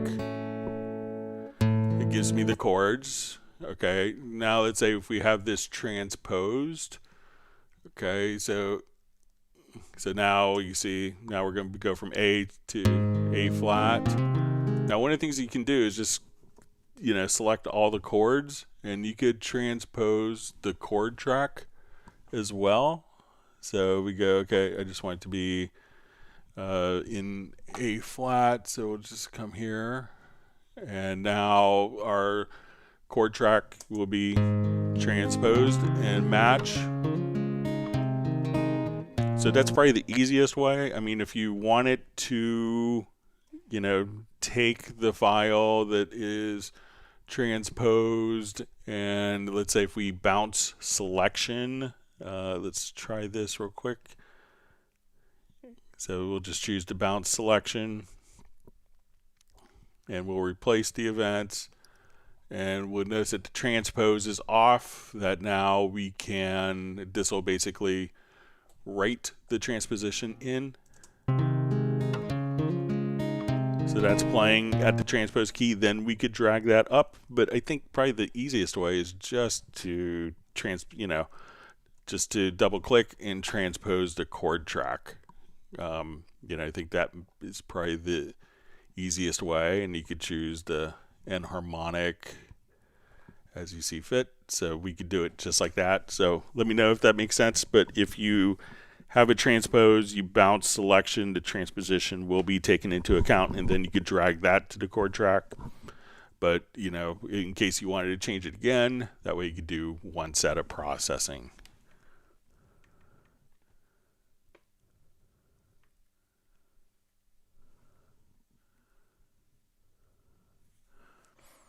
All right, so you see from Kevin Liker, says feature request the ability to change the color of the waveform under the automation lanes. The white waveform can sometimes make the automation hard to see, perhaps a preference setting. All right, so let's take a look just so everyone could see. So when we come here, let's go to our automation panel. We hit F6. If I get the right modifier key this time, sorry. Always one key off. All right, so let's go to settings and let's show data on the tracks. So yeah, I'll pass that along as a feature request. But I think as you select the events, you can see it pretty clearly as events are selected as well. So. But let me I don't think it's one of the preferences that can be adjusted in appearance. Let me try switching the focus color here, see if that. No.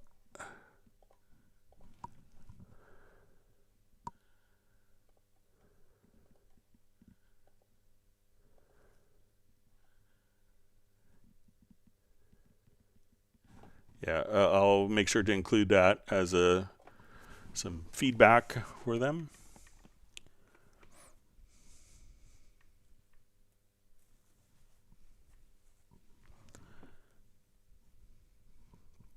I see Jeff Sabelski in his time travel says in 2027 we released Cubase 16. Greg made me sign an NDA that covers all years after 2023, and I'm going to honor that. So I can't tell you what's in Cubase 13. You'll just have to wait.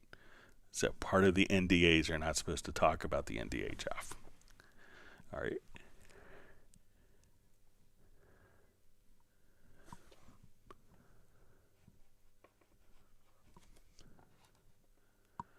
All right, you see Kevin Liker also would love to be able to do some automation on the main track instead of the lane below to save space. Yeah, we've had that request, but we also have a lot of people that like doing the kind of dynamic events automation on the track itself. So, and if you have a lot of different tracks or different elements of a track that are being automated, sometimes it's easier to edit multiple automation points independently instead of constantly switching back and forth, especially if you're doing like immersive and Dolby Atmos panning type stuff, which can involve a lot of parameters.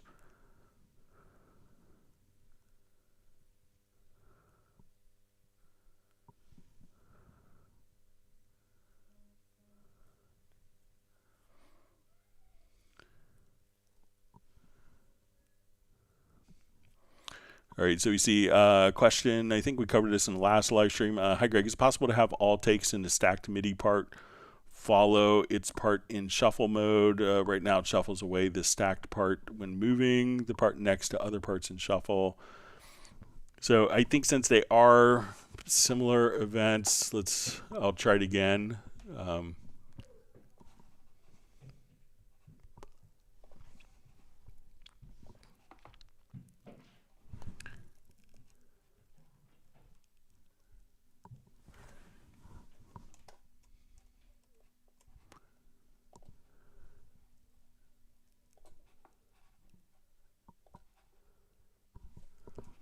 Okay, I'll just put this into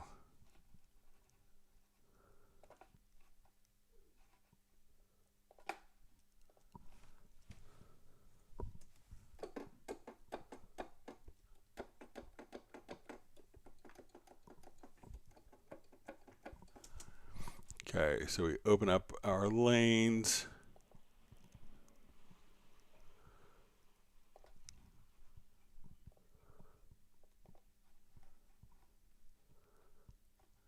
And I'll do this on another event.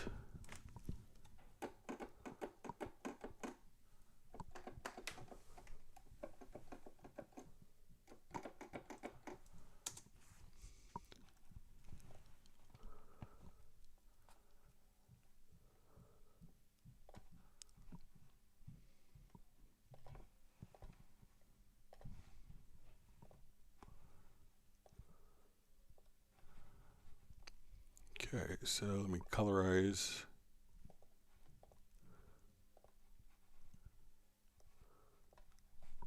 Let's put it in shuffle.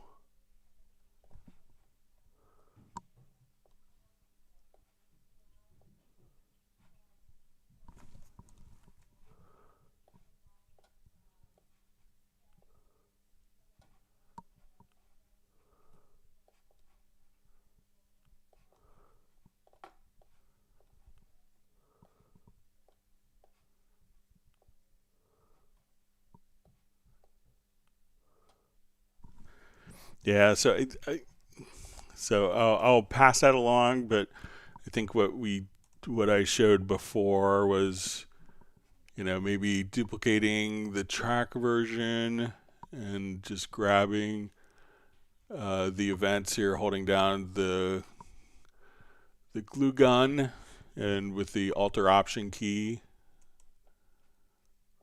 on both of the events, so we can do that individually. But let's say, and I'll change the color on that, and then we could just kind of toggle back and forth from the events. So, but I'll pass it along.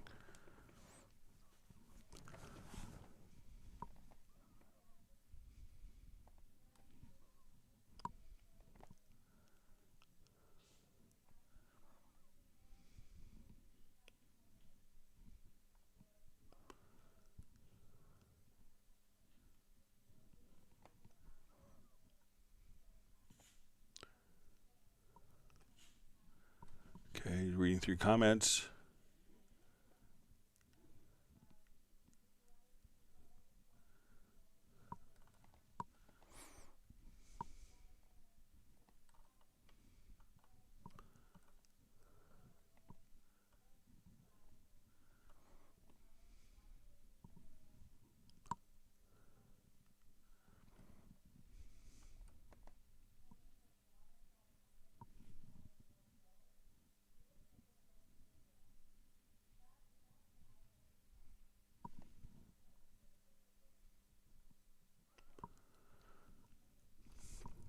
All right, so we see from Steinberg MIDI, he says, I would like Cubase, and that's how says that's how they do that MPE thing where you could just connect the edge of each note to each other.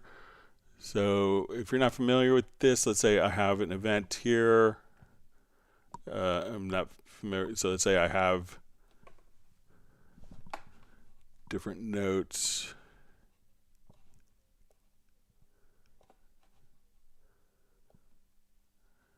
And I just wanted to connect these particular notes together. So one of the things you could do is if you just go to MIDI, let's get to the MIDI functions, and if this is it, or you could choose legato, and that would hold the extended note to the next note.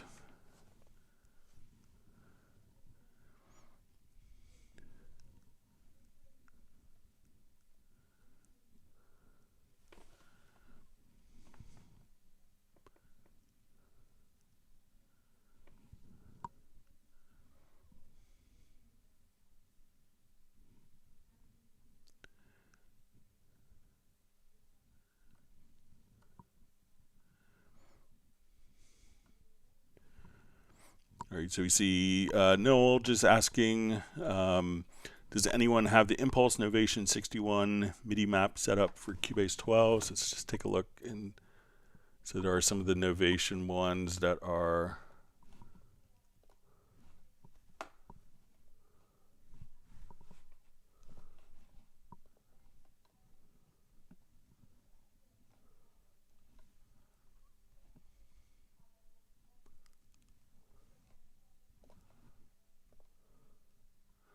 There's the launch key, but there is kind of a whole area on the Steinberg forums where people can share different MIDI remote maps.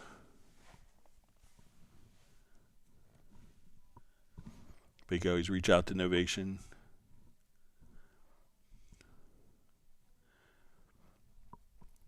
All right, Jazzy Lamel asks, hey Greg, can I use my V drums to trigger all the sounds in Groove Agent? So sure, and the trick when you do this, so obviously your V drums are probably just transmitting MIDI notes, but when we go to play different sounds, we'll load up a kit here. And you may get slightly different behavior for acoustic agent versus beat agent kits. But the trick that you want to be aware of is clicking right here in this lower right hand corner is the use hardware controller mapping. So I think if you say E-drum controller, that will be the mapping for the Roland. I don't have a Roland kit, I have a Yamaha one, but I think that would do the mapping for you. So, but make sure you do that. And once you have that on, you could also just right click and just click on Edit Learn Trigger Note and hit the pad, and that will assign that directly to the selected pad. So if you click here, right click on the pad, Edit Learn Trigger Note, then hit your drum pad, and that pad will now be assigned to the selected sound.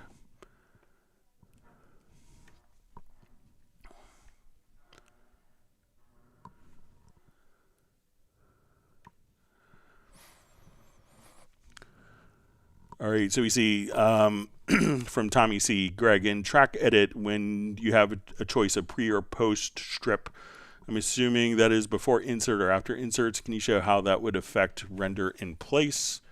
Okay, so once we have an audio track, we'll come over.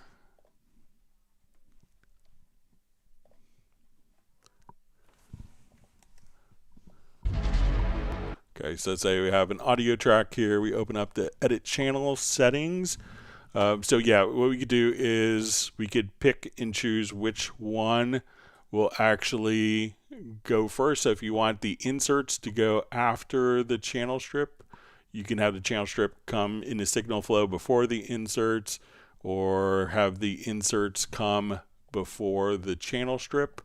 So this probably won't have much of an impact on render in place, other than, if you do processing here, that processing is going to occur before the inserts, or the insert processing will occur. And when we do have a render in place scenario, we'll come to our render settings and we can pick and choose. So if it's dry, neither of those will be included. When we click on channel settings, that will include the inserts, the channel strip, and the EQ and phase if you have it set here on the pre section. So just so no real differences between them. It's just like which gets processed first in the order, because this will be sequential as opposed to parallel.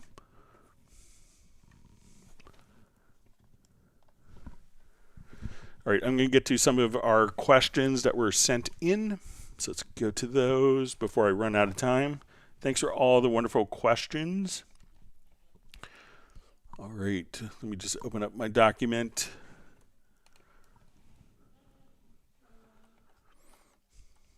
Okay, and this was from last live stream. I said I would work on it, but how to increment colors on events on the same track automatically. Okay, so let's say I have a number of tracks here, and I'll put these all in the same track, and I'll put just a quick spacer between them. All right, I'll just do 1 second. Okay, so the question was how to automatically kind of, select the first event and then increment the colors. So I did this with the Project Logical Editor preset. So we come over here, let's go to our setup.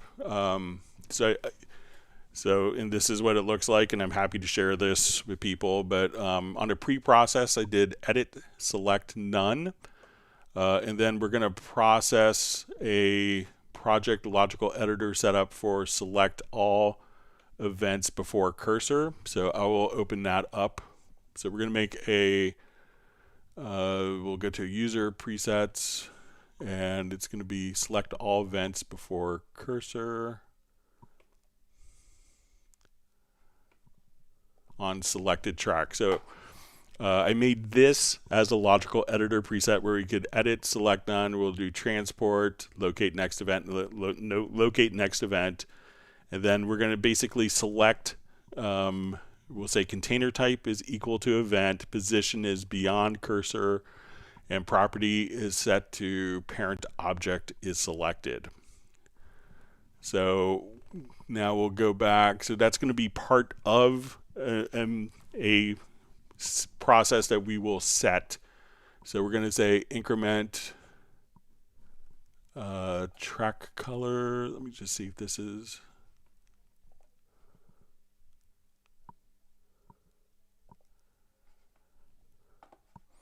Okay, so we'll just come over here to increment track colors. I don't think that was increment event colors on same track. Okay, so this is the one. So we said we're going to edit, select none. We're going to process that, select all of the tracks, and then we're going to choose to select the event. And if it is selected, we're going to increment the colors. So when we see our color palette, we're going to see all these colors. Just kind of scroll along, and then we're going to locate to the next event. So if I have this set up right, we can see that all these events are in the same color. So when we come over, I'll just run this particular macro, and now as we continue to run this, it's just going to increment the track colors for us automatically. So you could just run that macro multiple times. So again, we want to, I'll switch to the select all events on the same track. So, and you could pause this screen here, but that's how we could just select the events on the same track and just kind of increment the colors accordingly.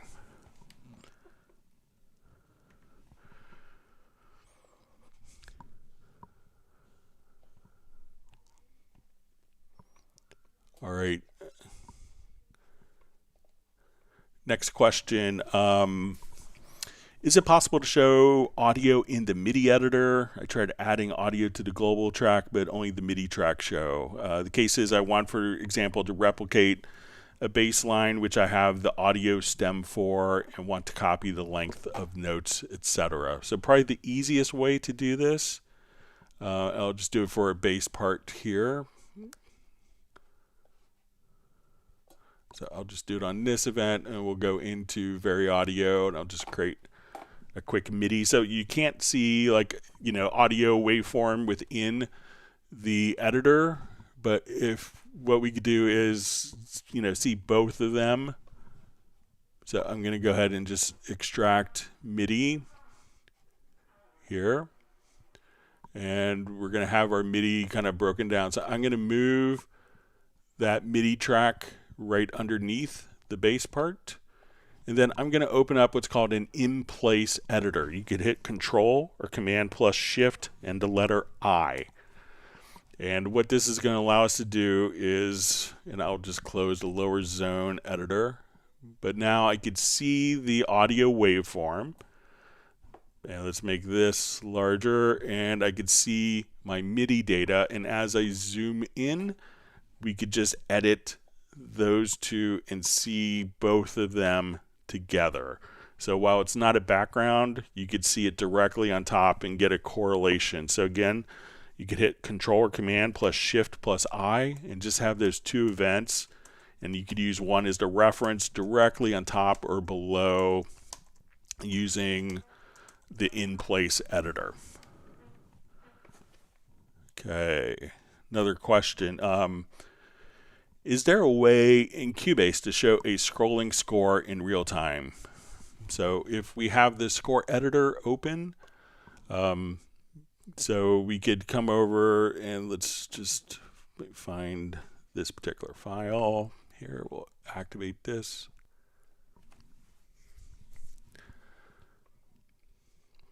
So, like Dorco has I think the view you're looking for would be like the page view in Dorco. But what you could do is let's make our score editor here smaller. And I'm going to take this particular, and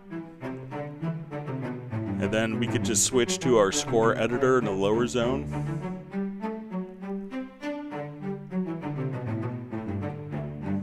And then if you wanted to see some, and this will scroll.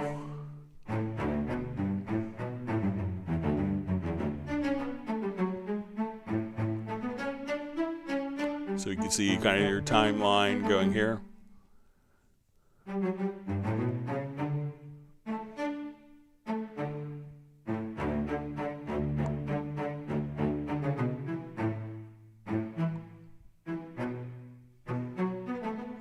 you'll see when it gets to the end of the stave.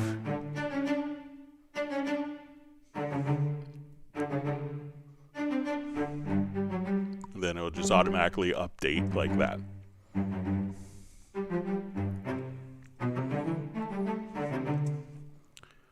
And also, Dorco SE, which is a free program, you could put it into galley view, and that will just kind of keep updating kind of horizontally, not like on a printed page. All right, so we have a question. Does Cubase have a basic real-time voice to MIDI feature? So there isn't one in real time, but you could take, any voice and just like what we did with the bass part in that file. So, we could do it offline.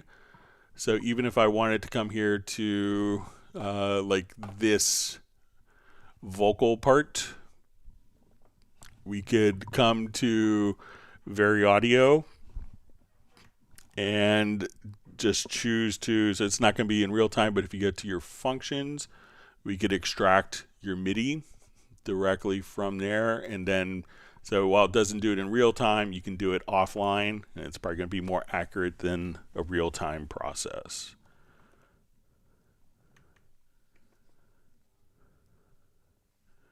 Okay, and we had some questions on direct routing, but I think we covered that in maybe another question.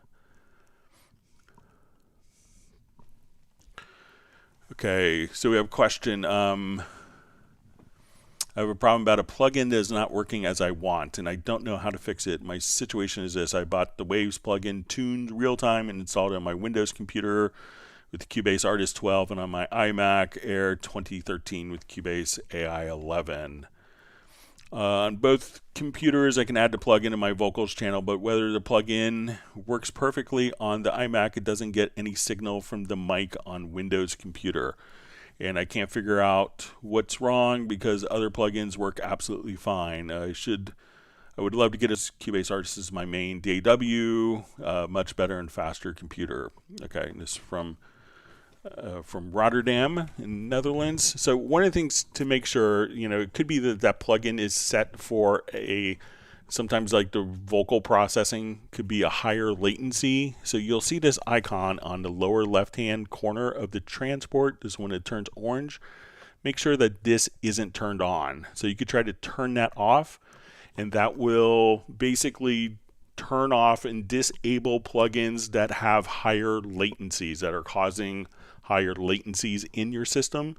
So if that plugin is above a certain threshold that could be adjusted in the preferences, it will bypass. So make sure that it's that you have that set directly there. So the constrained delay compensation is off.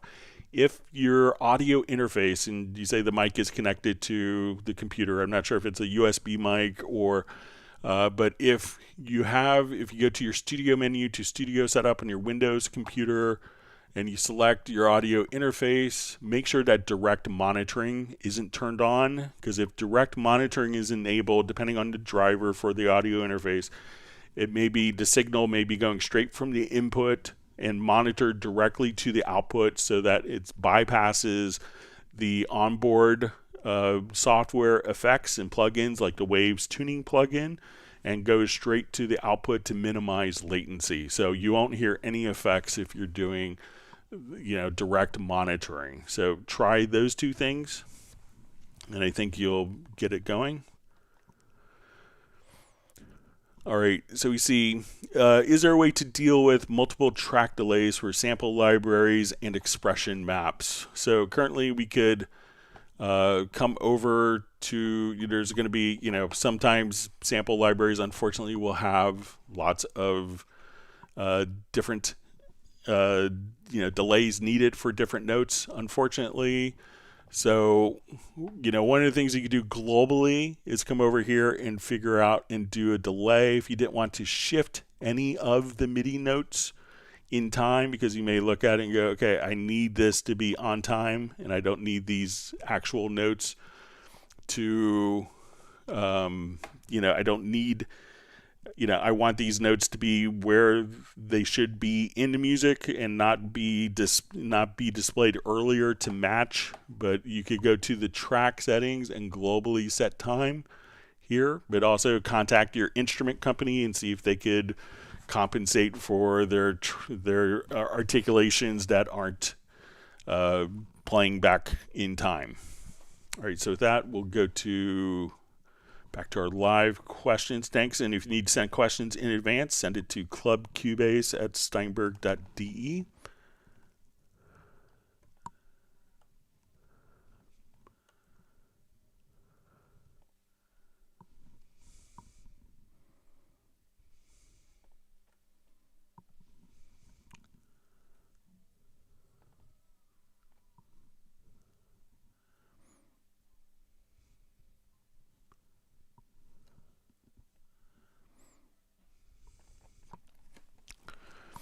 All right, so we see from Tiago, says, thanks for the tip on the transposed chords, Greg. Both ways are great and easy. They'll do the job. What a teacher. So glad it works out for you.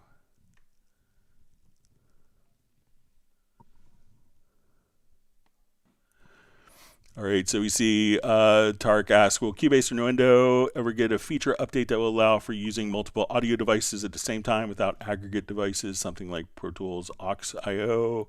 So generally, it's, the issue is, when we deal with DAWs, we need stuff to go out and play back in time. And if most audio interfaces don't have the capability of sharing clocking information between different sources, so we want the audio to play back in time. So if once there's a solution that allows you to do that, there are solutions such as Dante, so you could have multiple devices connected under a Dante interface and be able to use that, and that will consolidate all the timing. So again, many times, if you're using multiple audio interfaces, you need to, consider getting an interface that has all the inputs and outputs that you need, because, if we send stuff out and this interface is playing out of time, interface A is playing out of time with interface B,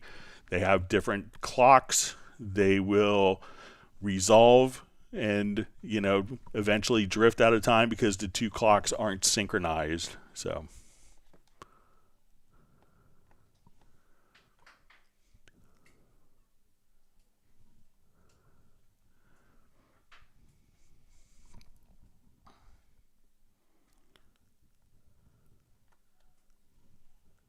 great. See, Jeff Sabelski has to take off. Thanks for joining us. Great to see you on today.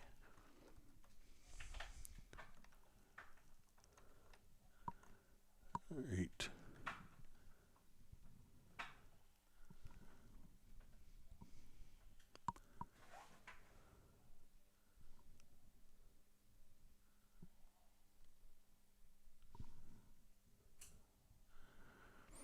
All right, so we see Crazy Jack says, I have a 32:9 monitor to floating menu bar, and Cubase is very annoying for me. Any chance to have it removed in the next version? No other apps I use has this floating menu. So let me know what you mean by floating menu and if you're on Mac or PC. So like on my Mac, I could just come over here, and as I go up to that area, the menu appears, but if you could let me know if you're on Mac or PC.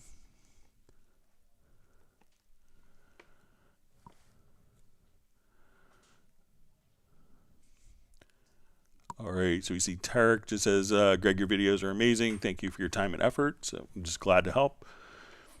All right, so we see first time watching one of these streams. I'm enjoying it. Any recommendations for a deep dive tutorial on MIDI remote mapping assistant? So if you go to the Steinberg channel, there's a lot of them on there already, and it could be different for every controller. So, so sometimes, the controller may have different functions and features that the person is demonstrating with versus what you have. So, take that into account as well.